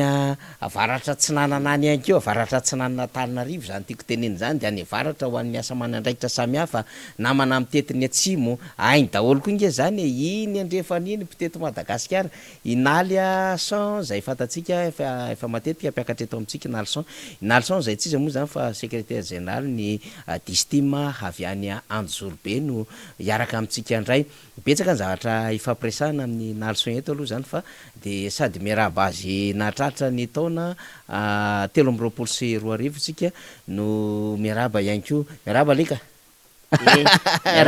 rekany saika mifangaro kely faly miarahaba ny Zobe Faniry aloha zany sy ny ekipany MBS Ray Manontolo de voalohateny aloha zany de misaotra n'Andriamanitra lehibe fa tonga eto Antananarivo zany hoe tany avaratra tany moko ny teo tonga trany a Dego Ambanja noho ny lasa lavitra mihitsy asa mandraraha ny cyclone miditra lakamisy larobial hoe hiditra any Sambava de zay lakamisy maraina ny ala tao Ambanja zany hoe manaraka anay orina aloha zany le cyclone fa tsy natratra anay zany miela fa de miarahaba ny vahoaka n'Anjorobe Ray Manontolo de miarahaba ny vahoaka malagasy rehetra koa natratra zao taona vaovao zao salam lekum salam ho anareo havana rehetra silamo de miarahaba koa aloha ny Barea fa asitsika resaka rehefa aveo moa iny zany fa mampanao baolina anay za koa moa tamin'ny taona lasa tey de niteny aingany mba ho baolina politika madio am'izay nataotsika amin'ity taona 13 ty zany 2023 zany dia miditra am'izay resaka zay zany a ny resaka politika tsy maintsy resahantsika dia nombona alahelo amin'ny satria zao moko fahatsiarovana ny lundi noir aingany nombona alahelo am'izay ny arambona tam'izany na ara-pitaovana zany na ara-piarina na ny mpivarotra engeny mba tsisy andrentsony eto amin'ny firenentsika. Manarak'izay koa dia mahatsiaro any ray aman-dreny be i maître olalahy satria ray aman-dreny be izy ho fitaratra tsika rehetra zay teknisianina indrindra moa amin'ny lafin'ny fitsarana. De mbola mahatsiaro koa ny ray aman-dreny be James Ratsimba na lasy ary anareo eto zay zandry sy ny rehetra vonona itolona amin'ny firenena. De zava-dehibe am'izay falasan'ny ray aman-dreny be zay dia fakaikaiky koa moa ny 11 février de ndray mety lasana tiliara na Fort Dauphin fa dia mankahera-ny reo mpitolona rehetra zay pomba ny colonel Ratsimandrava koa satria na de lasany reny mbola eti ny tanora vatona melakafatra hiady amin'ity fireneny ity mba ho fahadimy voalohany aty Afrika am'izay tsika fa tsy ho fahadimy farany fa de amena ny fanira aloha ny resaka fa de lavo zay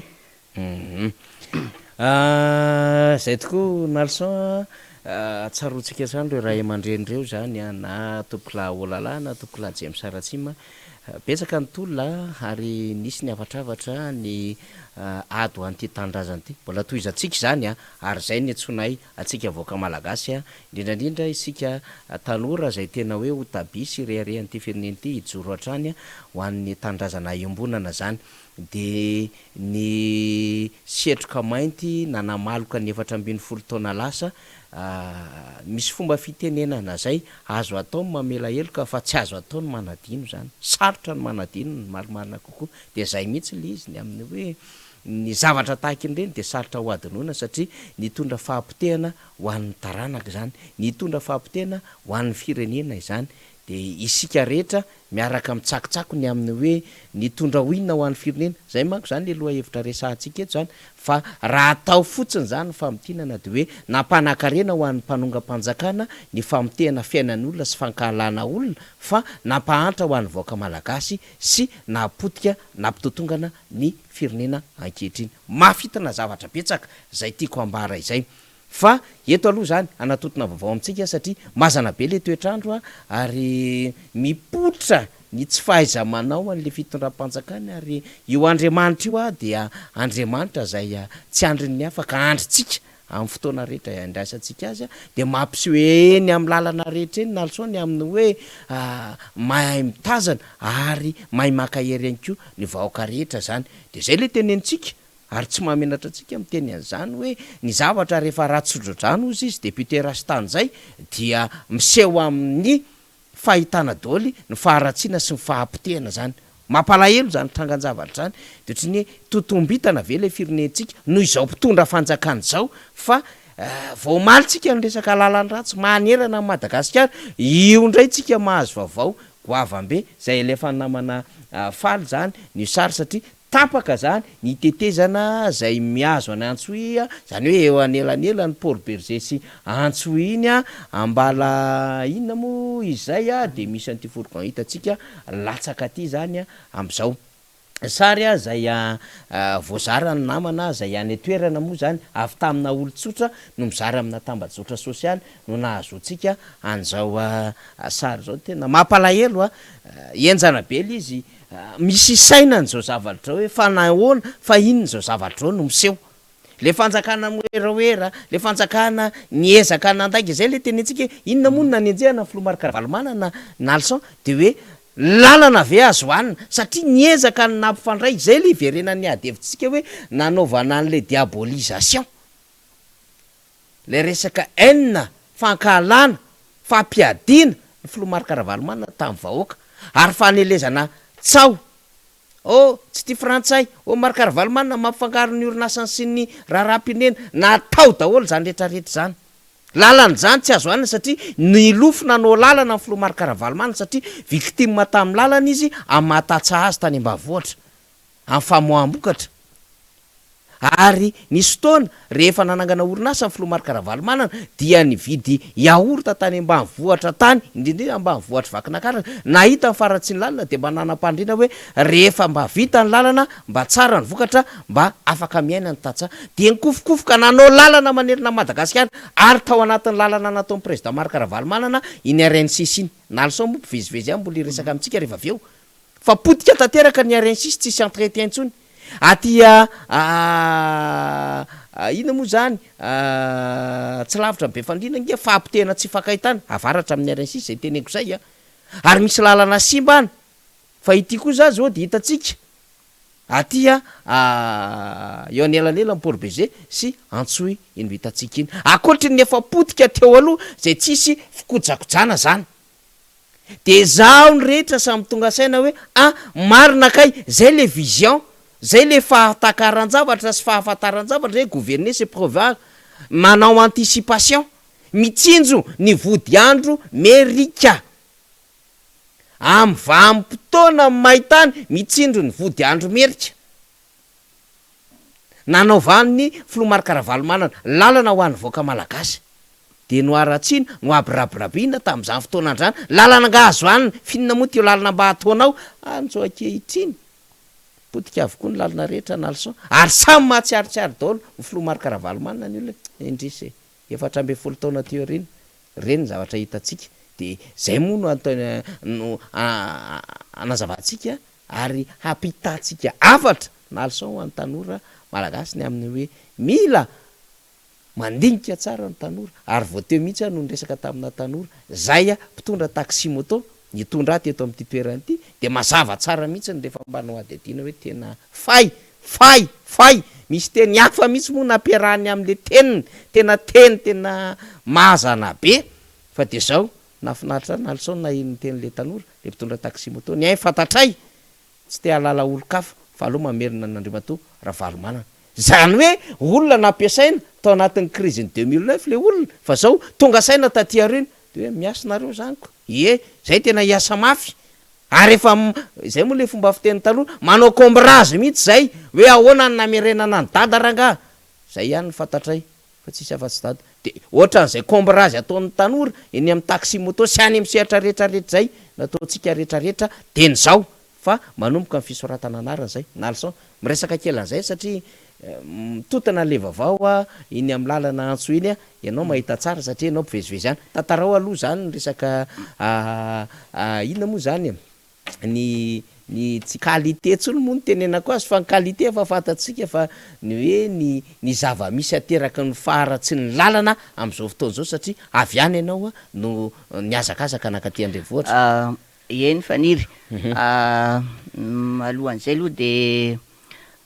miala tsiny kely misy teny ray aman-dreny be zay moa hoe filoham-pirenena teo aloha de hoe ny lasa tsy fanadino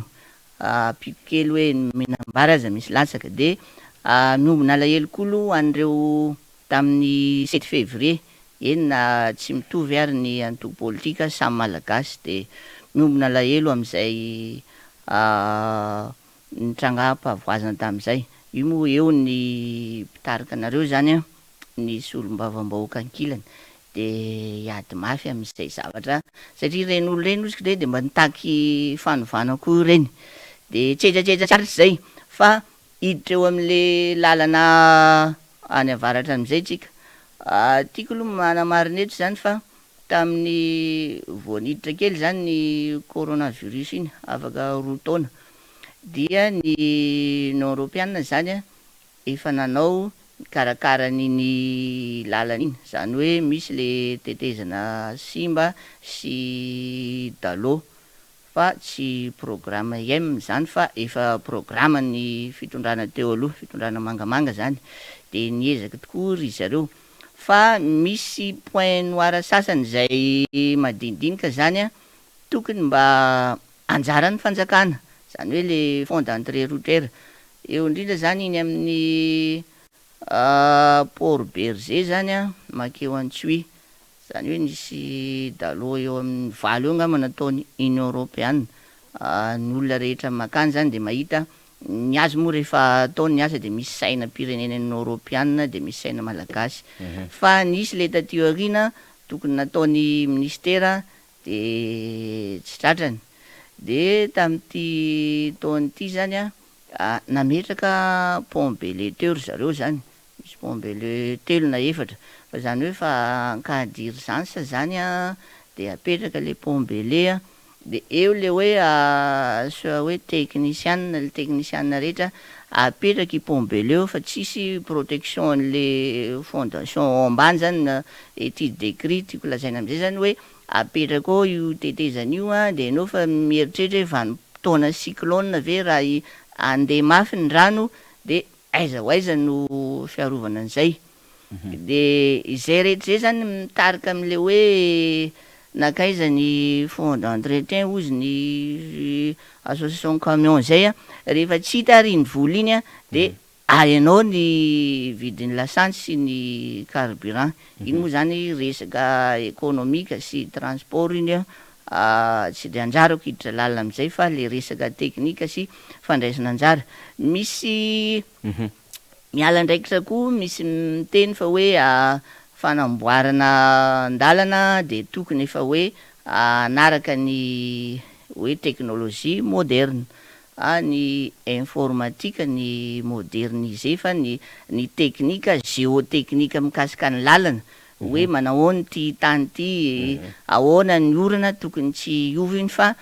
tokony tsy ala ndraikitra amin'iny fa le entretien zany a nanomboka tamin'ny 2009 hatramin'izao tsy de nisy io tahaky ny olombelona ihany anio rehefa tsy manao entretien anao tsy manao fitima kely maraina misotro rano lasa tonga ny aretina ny tension efa tsy dirako lala moa fanjaran'ny dokotera hoe mila entretien ny zavatra rehetra de aza miala bala am'le hoe teknôlôzia zao ka izay rehetra zay zany iny resaka lalana ny avaratra mbola iny eo anjianjia varavaratra kely ambala fanito ngamba niny simby iny satria ny tenako zany efa mpandeha tôbila mihiny efa nanomboka herintaona niasa tamin'iny maiva-tanàna mahavoay iny mivezivezy eny mandeha 4x4 mandeha moto taxi brosy nanomboka volana juin ambanjatra tia Port Berger Tananarivo mandeha moto mandeha taxi brosy nandray moa mijanona misy mijery ka mbo iny zao ny simba fa misy koa avaratra kely ho anareo tompon'andraikitra eo Anjiabory zany hoe Anjiabory zany avy any Ambanjy izy mianatsimo 40 km zany efa district Analalava io de somary mianatsimo kely eo amin'ny 15 km misy tetezana pont Betoarmé lavabe zao eo amin'ny 30 metre fa misy eo amin'ny accès hiditra amin'ny lalana io eo amin'ny 6 metre efa tady hiotsaka zany hoe le tetezana mety tsy hiotsaka fa le fidirana io ka raha io no miotsaka latsaka hatramin'le io tetezana 30 metre io zay mitovy an'le taria ilakaka makany Tiliara zany lakaka de misy tanàna ao atsimotsimo ao de manaitra ny tompony andraikitra fa nazanaty zany zany efa misy ezaka kely ihany ataony zareo fa tara ama technicien ny tena monko zay ny teneniko indrindra soit hoe technicien aloha de eo ny politika fa rehefa mba nanao kosa de mba tokafana kely fa tara le izy de tsy ny RN6 ihany fa ny RN4 mianatsimo rehetra any tokony ezana satria io nge volam-panjakana fa tsy volan'ny ministera fanjakana zany de vahoaka malagasy rehetra fa tsy hoe tapaka indray ny lalana ria manakara mandeha farafangana aloha mety mafimafy ihany iny fa hoe misimba indray zay vao pont manakara tapaka zay zany hoe tokony manandraikitra lehibe zany ny tompony andraikitra amin'ny travaux publics dia tokony a ijery ny lalany rehetra, eo koa ny lalana amin'ny district Ray Manontolo lalana Anjorobe aloha tantaraina satria ianao manko Io zany zao zany a, mitondra amin'ny feoana Anjorobe mba misy tena- miraharaha ve le Anjorobe aloha na le tsy nisy entretien koa zany lalana iny nandritra ny 2009 nakaty fa efa faraparan'ny fitondrana teo aloha zay vao nasina route nationale de nitapena tamin'ny pavé, zany hoe zay angamba tratran'ny voly zay fa aminay zany zany route nationale zany a tokony tsy atao pavé zany, iny a Reine 3 zany manomboka eo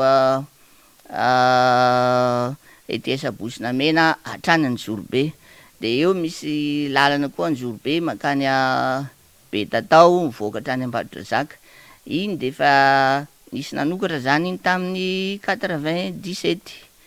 de nataon'ny Flora Valomana entretien tamin'ny 2006 na Mazdary afaka tamin'iny, fa noho ny tsy fisian'ny entretien zany a de tapaky iny lalana iny a de anisan'ny mampihena ny embouteillage aty amin'ny RN2 zany hoe makaty Moramanga Antananarivo, fa afaka manitsy Ambadotrazaka de mandalo commune Solazaina Ambadotrazaka farany de miditra commune Betatao de miditra aty Anjorobe, de Anjorobe miankandrefana moa efa tsy resana tsony iny Anjorobe mandeo makeo Analaroa, de ny aty Talatan'ny Volonondry makany Analaroa mivoaka Ambatomanoana efa tsy de tsisy entretien koa iny fa nisy faraparan'ny fitondrana teo aloha zany a de nisy fijerena ihany iny lalana iny fa tsisy entretien koa tatoato, i makany Amboasary Manavaratra tsy resana trony, iny moa amin'iny Bernony sy Marotsipo iny de fa tsisy mijery efa ela, zay le resaka teto hoe mbola isy fanantenana ihany ho atsika Bernono sy Marotsipoy, fa de hoe nandritra ny fahaleovantena 80 taona tsy de nisy nijery ny lalana iny. Zavatra mahagaga ihany anefa rehefa tonga ny propagande de fantatry zareo tsara fa simba iny lalana iny tonga eny ihany ny hélicoptère,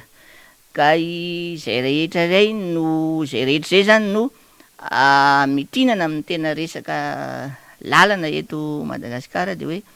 tsy mitombina le fanenjena ny Flora Valomana tsy azo hoanina ny lalana, koa ankehitriny zany de tokony hitodika amin'ny fanamboaran-dalana ny mpitondra ankehitriny, eo amin'ny 7 volana moa zany ny petrahanareo amin'ny ara-dalàna, fa alohan'izay tsy fantatra zay fisehoan-javatra mikasika zay resaka fitondrana am'izao fotoana zao indrindra dia asiako teny kely amin'le zava-baovao tamin'ity taona ity, de nalaza le resaka toritenin'ny pastera eto moa zany de ampanetretena ny itenenako hoe zany toritenin'ny pastera zany de malalaka zany, rehefa tsy henoina firy ny tenin'ny opposition, tsy henoina firy ny tenin'ny zoky sy ray aman-dreny, de mety olom-piangonana malalaka afaka miteny ankolaka mbola amin'ny fomba fiady reny, fomba mihaja no nanaovana azy. Misy io ateny malagasy hoe kobokobomy marina ka milaza ny tsy anontaniana, na mbonakevitra reo amin'ny mpino katolika na ny papa ary de miteny rehefa tonga ny paka na ny taom-baovao tsy maintsy miresaka ny fiainam-pirenena, ny fiainany zanak'olombelona rehetra ary ataony amin'ny teny gasy, ary ny fiombonan'ny eveka koa de tsy maintsy miteny satria ireo zany mpiandro ondry ny tsika vahoaka malagasy zany hoe eo ny elany teneniko hoe ny raharaha politika de raharaha masina mitovitovy amin'ny asan'ny pastera ihany, eo moa ny ara-panahy sy ara-batana, misy tenitsika koa ny finoana tsy arahan'asa de karazany zava-poana, fa le teniko iny rehefa tsy hanao raha masina ny resaka politika de andana manao aferam-bolamena afera madio, andana manangana trondro any an-dranomasina, manangana makamba, andana tsy olana manaova ferina vanilla fa ataovy mazava tsara ny resaka de aloavy ny taxe fa asa masina ny fanaovana politika. Ka io ohatra ny ragasina mbanitsena zay vo manodidina na izany na tsy zany nefany mahasamy malagasy atsika de atao hoe fieritreretany reny. Le teniko hoe hoavy ny krismasy hitondra famonjena sy fanantenana ho atsika. Mbola voaray volana zay le krismasy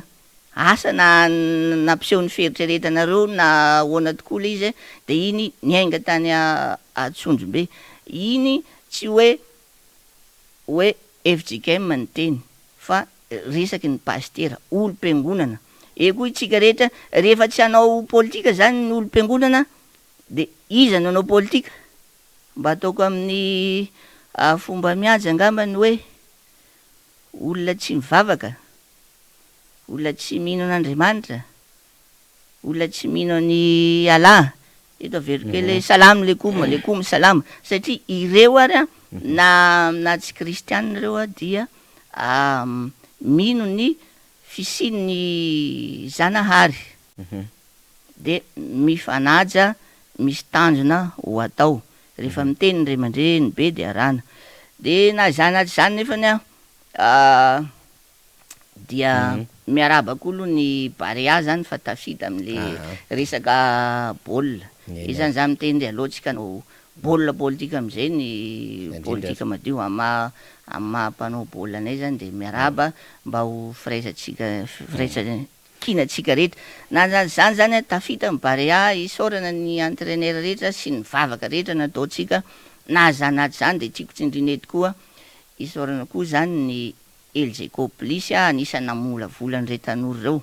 Misy zoerany tana formation taloha koa zao tao zany midika zany de ao solombavam-bahoaka raha tsy vahiny karakara ny LGK Plus, inga gouverneur karakara ny tana formation. Mba tiafana koa zany nareo satria nisy ho tanora ny volavolainareo zany ireo de misaotra nareo sy misaotra ny rehetrarehetra de misaotra ny entraîneur reo koa zany tonga de nampiasa ny discipline misy izy. Zay le hoe lalàna koa eto amintsika amin'ny firenena de tokony arana. Nisy zoera taona diditra tonga de ndroany hoe elahy tsy mandeha. Zay le discipline sy rehetra de mitohy am'izay resaka baolina zay ny raharam-pirenena de mitodika amin'ny premier ministre tokony anara-dalàna sy discipline zany. De eo ny lalam-panorenatsika de mametraka misy lalàna ara-dalàna baolina madio zany motion de censure zany.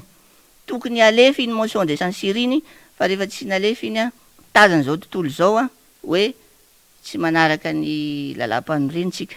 Iza manonga mpanjakana iza manan-korotana tsy ny olona nanakana iny motion de censure iny hoe aza alefa ny fifidianana de mandeha am'izay ny zigzag rehetra sy négociation sy lobinina alefa ny fifidianana voatazona eo anao arabatsoa arabatsara. Raha lasa ianao mbola betsaka ny olona ao amin'ny fitondrana na izay ty amin'ny opposition mahita hoe tsy lan'olo manga Madagasikara betsaka mahay fa ozy fotsiny e dia Andray Malala le hoe ny tanitsika lesy tsy mahantra olo manga fa mahantra olo marina. Betsaka ao nareo solombavam-bahoakareo misy manonona mety anankiroa afaka isolana zany toeran'ny premier ministre zany. Ireo Ray aman-dreny be ao koa afaka isola azy. Ka amiko zany mateknisianina ny andriamatoa premier ministre efa niaraka tamin'ny fitondrana Ravalomanana ihany ianao efa ministre efa SG mety misy lesona mety mbo anyraisinao tao hoe ahoana zany olona amin'ny fitondrana minan'Andriamanitra sy fampandrosan'ny firenena zany dia miantso ny feritreretanao mba ho ametra-pialana satria zay ny fahendrena amma fonctionnaire international anao koa satria fantatra fa de mba tsy ampanajana tsy hanonona azy fonctionnaire international amboaty anankiray teto amin'ny firenena ao de tsy izy zany fa ny BIT bureau international de travail mijoroa ma technicianna zay vao nandena hoe technicianna aloha zay vao politika de politika madio de ny fahendrena andriamatoa premier ministre amin'ny aja mamboninahitra de mametra fialana fa besaka ny asam-bolo atao sy ny rehetrarehetra ilana ma technicianna anao rehefa maloto sy milamina le politika dia ialao tena manolo-kevitra matoa amin'ny tena zany a ny tenako zao zay a mbola vao classe de tin tena tamatavy moa na lehibe anay fa zay isaky ny vakansa de makany Anjorobe foana manao vakansa rehetrarehetra any vao classe de T5 a de natsona tany ampianarana zay rava ny fianarana fa modina reo fa maninona nisy ny tifitra ny filoham-pirenena filoham-panjakana raha tsy mandrava de teny moa nandeny rehetrarehetra teny dia efa nanavana maro teo amin'ny fitondram-panjakana koa izahay de miady hevitra na ny tanora ka zay na saiko miteny an'izany andriamatoa premier ministre amin'ny aja amboninahitra sy ny fahaizanao amin'ny fonctionnaire international anao mametra fialana dia zay koa nitadiavin'ny firenena mba hitsoka rivo-baovao dia izay ny mikasika an'iny fa dia aza mihevitra hoe ny mpanohatra anakiroa na anonga-panjakana ny député lalàna reny lalàna ny constitution tsika reny aza atao zany ny olombelona tsy maintsy diso ile teny koa malagasy koa eboky ibaboana mody rariny fa aza miziriziry hoy nga afary zay tatoato moa izy lasa mpitsabo malagasy tokony asinany école fametram-pialana hoy zay eto Madagasikara fa ny Amerika ny France ny firenena mandrosa voninahitra zany fametram-pialana zany noho le hoe ianao zany manosika an'le prime ministre ametra-pialana voninahitra ny hoe mametra-pialana tsy hoe voarokana ny ala noho ny fanodikodonam-bola mpanjakana de mena fanira angamba ny fidenenana ka izay ange le adevitra resahan'ny olo-pirenena rehetra hoe le tsy fahatsapahan-tenany le mpitondra fandrakana de mitarika inona moa zany fahalovana any amin'ny sehatra rehetra satria raha nahatsapahan-tena le mpitondra fanjakana fa tsy netiny zavatra nataony dia misy zavatra zany voasoroka fa manjary tsy voasoroka le izy de misy endrik'olona misy sehatra marobe izay manjary misy olana ary rehefa tonga ny olana maro samihafa de misy fahalovana samihafa miseho am'izany sehatra rehetrarehetra zany za moa efa nanambara naly hatramaly niatsy problème kotsony le premier ministre sy ny gouvernement tany fa efa mazava ny motion de censure efa engagé ny procédure efa mazava fa nisy 500 solomamboaka ary nisy motifany nisy rijateny napetraka telo pejy be zao na nisorana ary hetina na nisorana le premier ministre donc raha nandeha zany ny vote afaka le premier ministre sy le gouvernement fa noho ny kilalao politika le baolina politika malotana atao ty any amin'ny arena dia ary naolana le lalàna violena le lalàna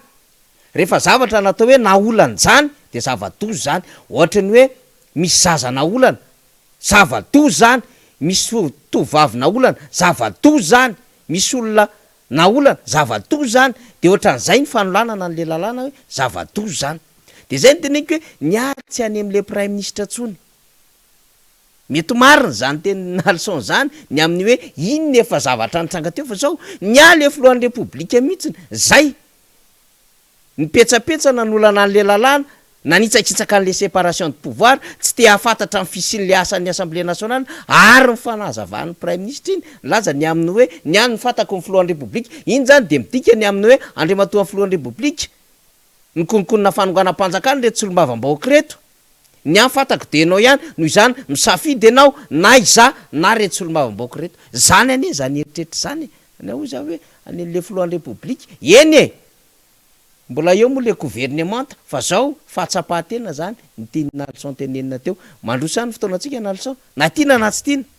mivonina hiatrika fividiana ihany ko ina toko tiako Madagasikara de zay resaka fividianana zay indrindra dia izahay district an'Anjorobe zany de efa nielana efa niomana satria vao mivoaka io voka-pifidianana io de efa tamin'izany andro zany de hoe nandeha le resaka hoe azo raisina fa tsy mitombona de teo koa no nazava fa noho ny doublon de iny ny voka-pividianana de nanaiky zay tsy ny tabataba fa ny rehetra samy nafantatra raha nalana ny doublant sy natao ny ara-dalàna dia ny olona natolotry ny antoko timma ny lany de tsy zany fa miflora valomanana ka manomboka izao zany tsika de efa hiezaka sy Anjorobe zany efa nanao an'izany manomboka hatramin'ny lisy mpifidianana iny zany de efa jerena hoe aiza no ny tetika natao nanodikodona sy tsy nampara-dalàna iny de hoe manetana ny olona rehetra teo na hoe andeha ny concertation nationale ny tsy andeha fa nanetana ny olona rehetra zay midira anaty lisy mpifidianana satria zay aloha ny ara-dalàna manarak'izay eo koa zany eo am'le hoe ny fomba eo anatin'ny vita moa ny lisy mpifidianana de andeha ny fifidianana misy ny pré-campagne iny tsy de voafaritra tsara ny lalàna fa eo koa anatin'ny andro mpifidianana inona ny mety zavatra hitranga vita koa ny latsabato de efa miomana koa satria magaga tokoa ane vita androany ny fifidianana vita amin'ny 9 iny tonga de voaritra any amin'ny commune na ny commune anay farany lavitra ary sady anisan'ny tonga tany Andrano misy lavitra be zany fa tonga de ny alina fa tonga voka-pividianana maraina nisy taratara kely de tonga de efa mandeha ny telefona fa nanino ty maraina vao tonga amin'ny commune iny apitson'iny normalement zany iny afaka fotoana foy de efa any amin'ny district de tokony efa fantatra daholo ny voka-pividianana maneran'ny Madagasikara satria zao fa mandeha ny teknôlôjia mandeha ny resaka Facebook ny WhatsApp ny YouTube zany hoe zany tokony ho fantatra farafatarany 2 andro de efa fantatra hoe lany ny candidat ohatrany any amin'ny firenena mandroso zany fa miodikodina makatisy makariny misy efa 5 andro vao tonga any amin'ny district iray volana vao tonga any amin'ny CENI tam'izany moa zany dia na de vehivavy ary ny chef district anay de tena ny fampiresaka misy hoe tadio tsara fa ny fahamarinana sy ny anina ny atao hoe ma chef district mety mandalo fa ny diplôme galonana iny administrateur civil iny ipetraka foana tany aminay ny chef district anay tany efa lasa président-ny SIAD no ny resaka sy fampiresana zany io district chef district anay vehivavy teo aloha koa de mety efa niakatra grady izy angamba zay ny anairako ny tompona ndraiky mpanjakana ny administrateur civil rehetra manaova zavatra madio sy milamina fantatr'olona foana io mandeha ny ankety mandeha ny rehetrarehetra ary ny tenako manokana raha andeha moa isy ny concertation nationale efa tonga teto ny tompona ndraiky avy any ivelany fa mety anampy arabola fa manery ny fanjakana ankolaka satria tsy azo zareo atao tena mitsabaka direct hoe zao ny atao iny efa niteny iny le ministre ny raramba iny mpanjana tany amin'ny endriny vaovao de tsy ministre moa zany fa ambassadeur ministre mpanjana tany amin'ny endriny vaovao de tonga koa ny raisam-pirenena nitsidika fa hoe ohatrohatr' zao tonga processus électoral izay rehetra zany de tokony koa isy tena hoe afa ny fitsarana ACC iny resaka politika sy processus électoral fa tokony isy koa fitsarana manokana zay ataontsika eto Madagasikara zany hoe zay manao kitoatoa amin'ny fividianana tonga de lefa pénal zay manko le takina nge hoe tsy ACC io Madagasikara zany no anangana an'izay amin'ny anarako ny tenako manokana aloha zay fa raha ny faniriko zany de izay ny atao fa maninona ny any Anjorobe madiodio ny fifidianana nandresy ny candidat toananay à 77 premier tour 82 85 de deuxième tour fa any amin'ny district sasany misy région misy ary 6% premier tour tamin'ny fifidianana amiko tsy mitombony zany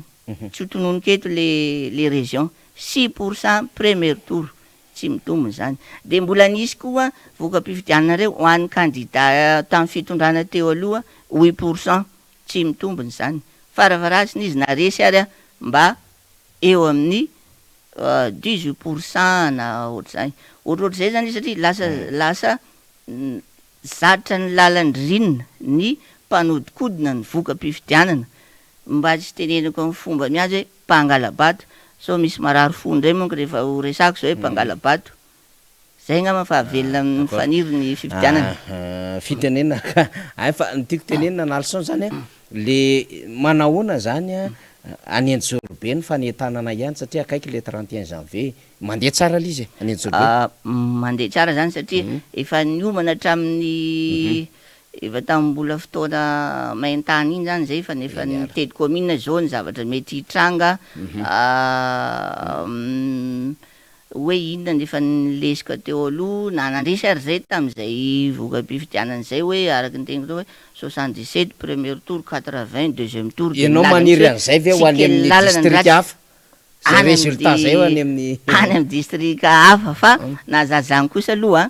tsy manambany adversaire ohatra ny baolina io mety ho 60 ny sasany 55 satria araky ny zava-misy izay rehetra zay zany hoe tsy mandrimandry manana aretina ny antoko tiako Madagasikara koa zany de tokony tsy hijery am'le hoe faiblesse nyle fitondrana am'izao fotoana zao na hoe notiny ambany fa tokony hiezaka koa amin'ny fanatsarana ny antoko sy ny hetsika tokony atao rehetra am'izay tratra zany hetsika zany moa tsy maintsy ilana zany resaka arabola resaka moaina ny fitaovana tokony hihetsiketsika zany ny antoko tiako Madagasikara manerana ny Madagasikara rehetra de tokony tsy lasaky ny 60% kosa aloha zany isaky ny district ametsika ny mila miasa mafy tsika zany ay mila miasa mafy zany tsika de ny endriky ny fanentanana sy ny fisoratana anara raha zava-dehibe manindry an'izay foana zay ary zay nge ny karan'ny ngiana leçon eto hoe zay ny distime any Anjorobe mba anentana ihany koa ny any Anjorobe anentana ihany koa ny any satria mihaino antsika nge be tatao zao maheno vatany be tatao marotsipoy sy ny sisa maro be ny any district Andramasina koa mena antsika zany de raha misy marena reo de mekara akazo be Anjorobe fa eto moa zany Andramasina avakina karatra sy ny sisa satria tsara mifampitana amin'ny vatana io ataotsika fitaovam-piadiana lehibe hiatrehana ary esorana ao anatin'izao ialana ao anatin'izao fanotrana zao ny resam-pifidianana révolution électorale nataotsika fa nidingana voalohany aloha de zao mila ao anaty lisy mpifidianana antsika ka mila manatina ny fokotany eto daholo ny olona apitapitao anareo zay mare an'izao afatra avy aty amiko zao apitapitao ampiray vodirindrina amitsika amin'ny fianakaviana raha mbola tsy misoratra anarana izy eto makany amin'ny président fokotany de mahazo an'le sosin'le taratasy kely iny isika dikan'izay ho amarintsika mivampitaona tokony anamarina anazy zay fa mila zay nydingana voalohany ao anaty lisy mpifidianana aloha tsika ny ambiny mbola ho resana antsika indray ny toromarika manaraka tapitra ny fotoana nalson tena nanizingiziny tsika ary mametraka am'izay fomba fiasa goavambe zay misy ny amin'ny hoe lisy mpifidianana mifanetana ary fifananana masina io satria fatatsika fa misy kilalao azo andresena ny retolo reto mazava ho azy ny fifidianana ady masina ty ozy ny silamo fa tolona ho an'ny firenena sy fanavotam-pirenena ka e koa zany de miantso ny RMDM amboarina kely mianarany mi de MDRM tamin'ny 47 ny firaisakina e koa ny pro Ravalomanana reny olo reny zany de tsy de te hiditra antoko politika izy e koa zany ny vahoaka ray manontolo misy milaza manko hoe zay leo politika fa de rehefa tsy hanao politika ary ny olo-piangolona sy olo mahitsy iza nanao politika ko de manetana ny vahoaka malagasy rehetra hitsangana ankehitriny hoe mbola volamena ny very mbola bade rose ny very kidina pidina mbola eo ihany fa rehefa tena aingany mba tsy ho tonga zay hiditra amin'ny zavatra mety ho ratsiratsy koa zay vao taitra ve tsika hoe andao anao politika am'izay fa tena mila olona olo marina nitondra firenena mila olona madio mba tsy hiverenan'le teny hoe ny tanytsika lesy tsy mahantra olo manga fa mahantra olo marina koa de manetana tsika rehetra indrindra Ananjorobe rehetra moa efa vonona sy zay rehetra mbola varindrina ary manetana ny vahoaka malagasy ray manontolo dia mirary soa ny barea amy sabotsy mba ho tasita zany tsika de mirary soa nareo amin'ny fitondrana araky ny zay toroteninay zay ny raha batratrany taona tany afaravotra de hoe tsy mialina anareo amin'ny fitondrana izahay averykely mbola torotenin'ny paster zay fa dia samy ezaky sika samy anjakany ny feo fieritreretana satria Madagasikara imbonany ty raha miala eto nareo tsy atondra na vaingambolamena 2 grama fa de mbola mananatra zay amy samy mamalagasy aingany tsika samy iriaria eto tsika rehetra de baolina politika madio natao am'ty 2023 ty de mirary soa tsika rehetra tsisy ande andosindosany andafy noho ny fifidianana osika sy ohatr'izay tsisy ho voagadra na de ho atsangana ary le tribunal olo rezaiko teo hoe zay manodikodika voka-pifidianana de migadra makaria penal tsotra fa ny ACC moa fitsarana ara-politika iny fa de mirary soa tsika rehetra dia mankahery ny vahoaka malagasy rehetra fa hoy ny filora Valomanana raha mbola misy koa ny farany de tsy foana ny fanantenako ary mahatsiaro ny ireo filoham-pirenena teo aloha koa moa zany zay efa nindosiny fahafatesana satria tsy manavakavaka hoy filoha Zafalibera zay raha Andriamanitra tsy andry ny hafa mbo androko ihany olo mariny ny rangahy iny fa filoham-pirenena fa noho ny problema teo arabola de tsy nahazo vola ny fitondrana de iny ny processus nandeny tsy fanonganam-panjakana iny Andriamatoa Prime Ministre fa zany ny processus motion de censure mode d'empêchement satria zay ny lalana le tsisy olona maty tsisy iny fa de manka herentsika rehetra aingany mba tsy ho laharana fa dimy farany amin'ny zao tontolo zao tsony Madagasikara fa de andray andraikitra daholo tsika rehetra eny ary de misaotra ny nalsoantsika makasitraka ny teknisiana marobe zany raha tiatsika resahana aloha fa samy tsakotsako ny 4 taona ny setroka mainty tsika ny fanapotehana ny orinasa ny fananam-panjakana ny namoronana lainga sy-tsawa ny serasera nentina nakalan'olona nentina nanaovana sy nandrabirabiana olona filoham-pirenena ray aman-dreny ho tony devolo mihitsy ny fianakaviny ary naraina am'izay mety hoe mety fofofona ny ainy sy ny sisy zay de mitsakitsako isika satria 4 taona teorina mbola io eny ny fianakaviana Marc Ravalomanina mijoro ara-dalàna ary mbola vonona ary zay le kabary filoha Marc Ravalomanina hoe hamelona indray ny fanantenan'ny vahoaka malagasy no antom-pijoroany dia samy mitsakitsako isika nitondra inona ho an'ny firenena lay latsinainy mainty fandrobana tamin'ny 20 janoary 2024 de samy mamaly izany tsika fa zao aorina zany de manana diditsika ho an'ny tandrany tsy maintsy avotatsika ty ka mila mijoro tsika mila satsika ary mila ihany koa tonga saina miatrika ny zava-misy ankehitriny atomboy amin'ny fisoratana anarana tsy mbola taro ia de lasa miazakazaka tsika eny amin'ny fokotany rehetrarehetrany fa 1 volana janoary farany dikan'izay mbola manana 5 andro tsika iazakazahana zany hanoratana anarana ao anatin'ny lisitry mifidy de alive lay sosina taratasy iny zany ataovy tahiry ao atrano ho ampiasaina rehefa tonga ny fotoana ampiasaina azy raha sanatranyzany ka misy mini tsy manoratra ny anarantsika ao anatin'ny lisym-pifidianana de vakio tsara zay koa vao manao sinisy sao de diso ny mombamomba atsika zany fa efa folo fotoana vonina hiatrika fifidianana antsika efa mametraka tsara lalao madio dia am'izay hoe alamino seny ny ACC de ndaoko atao lay fikaonantom-pirenena makasitraka tompoko lahy makatelona tompo vavy de manay fotoana ho andra pitsondray misaotra tompo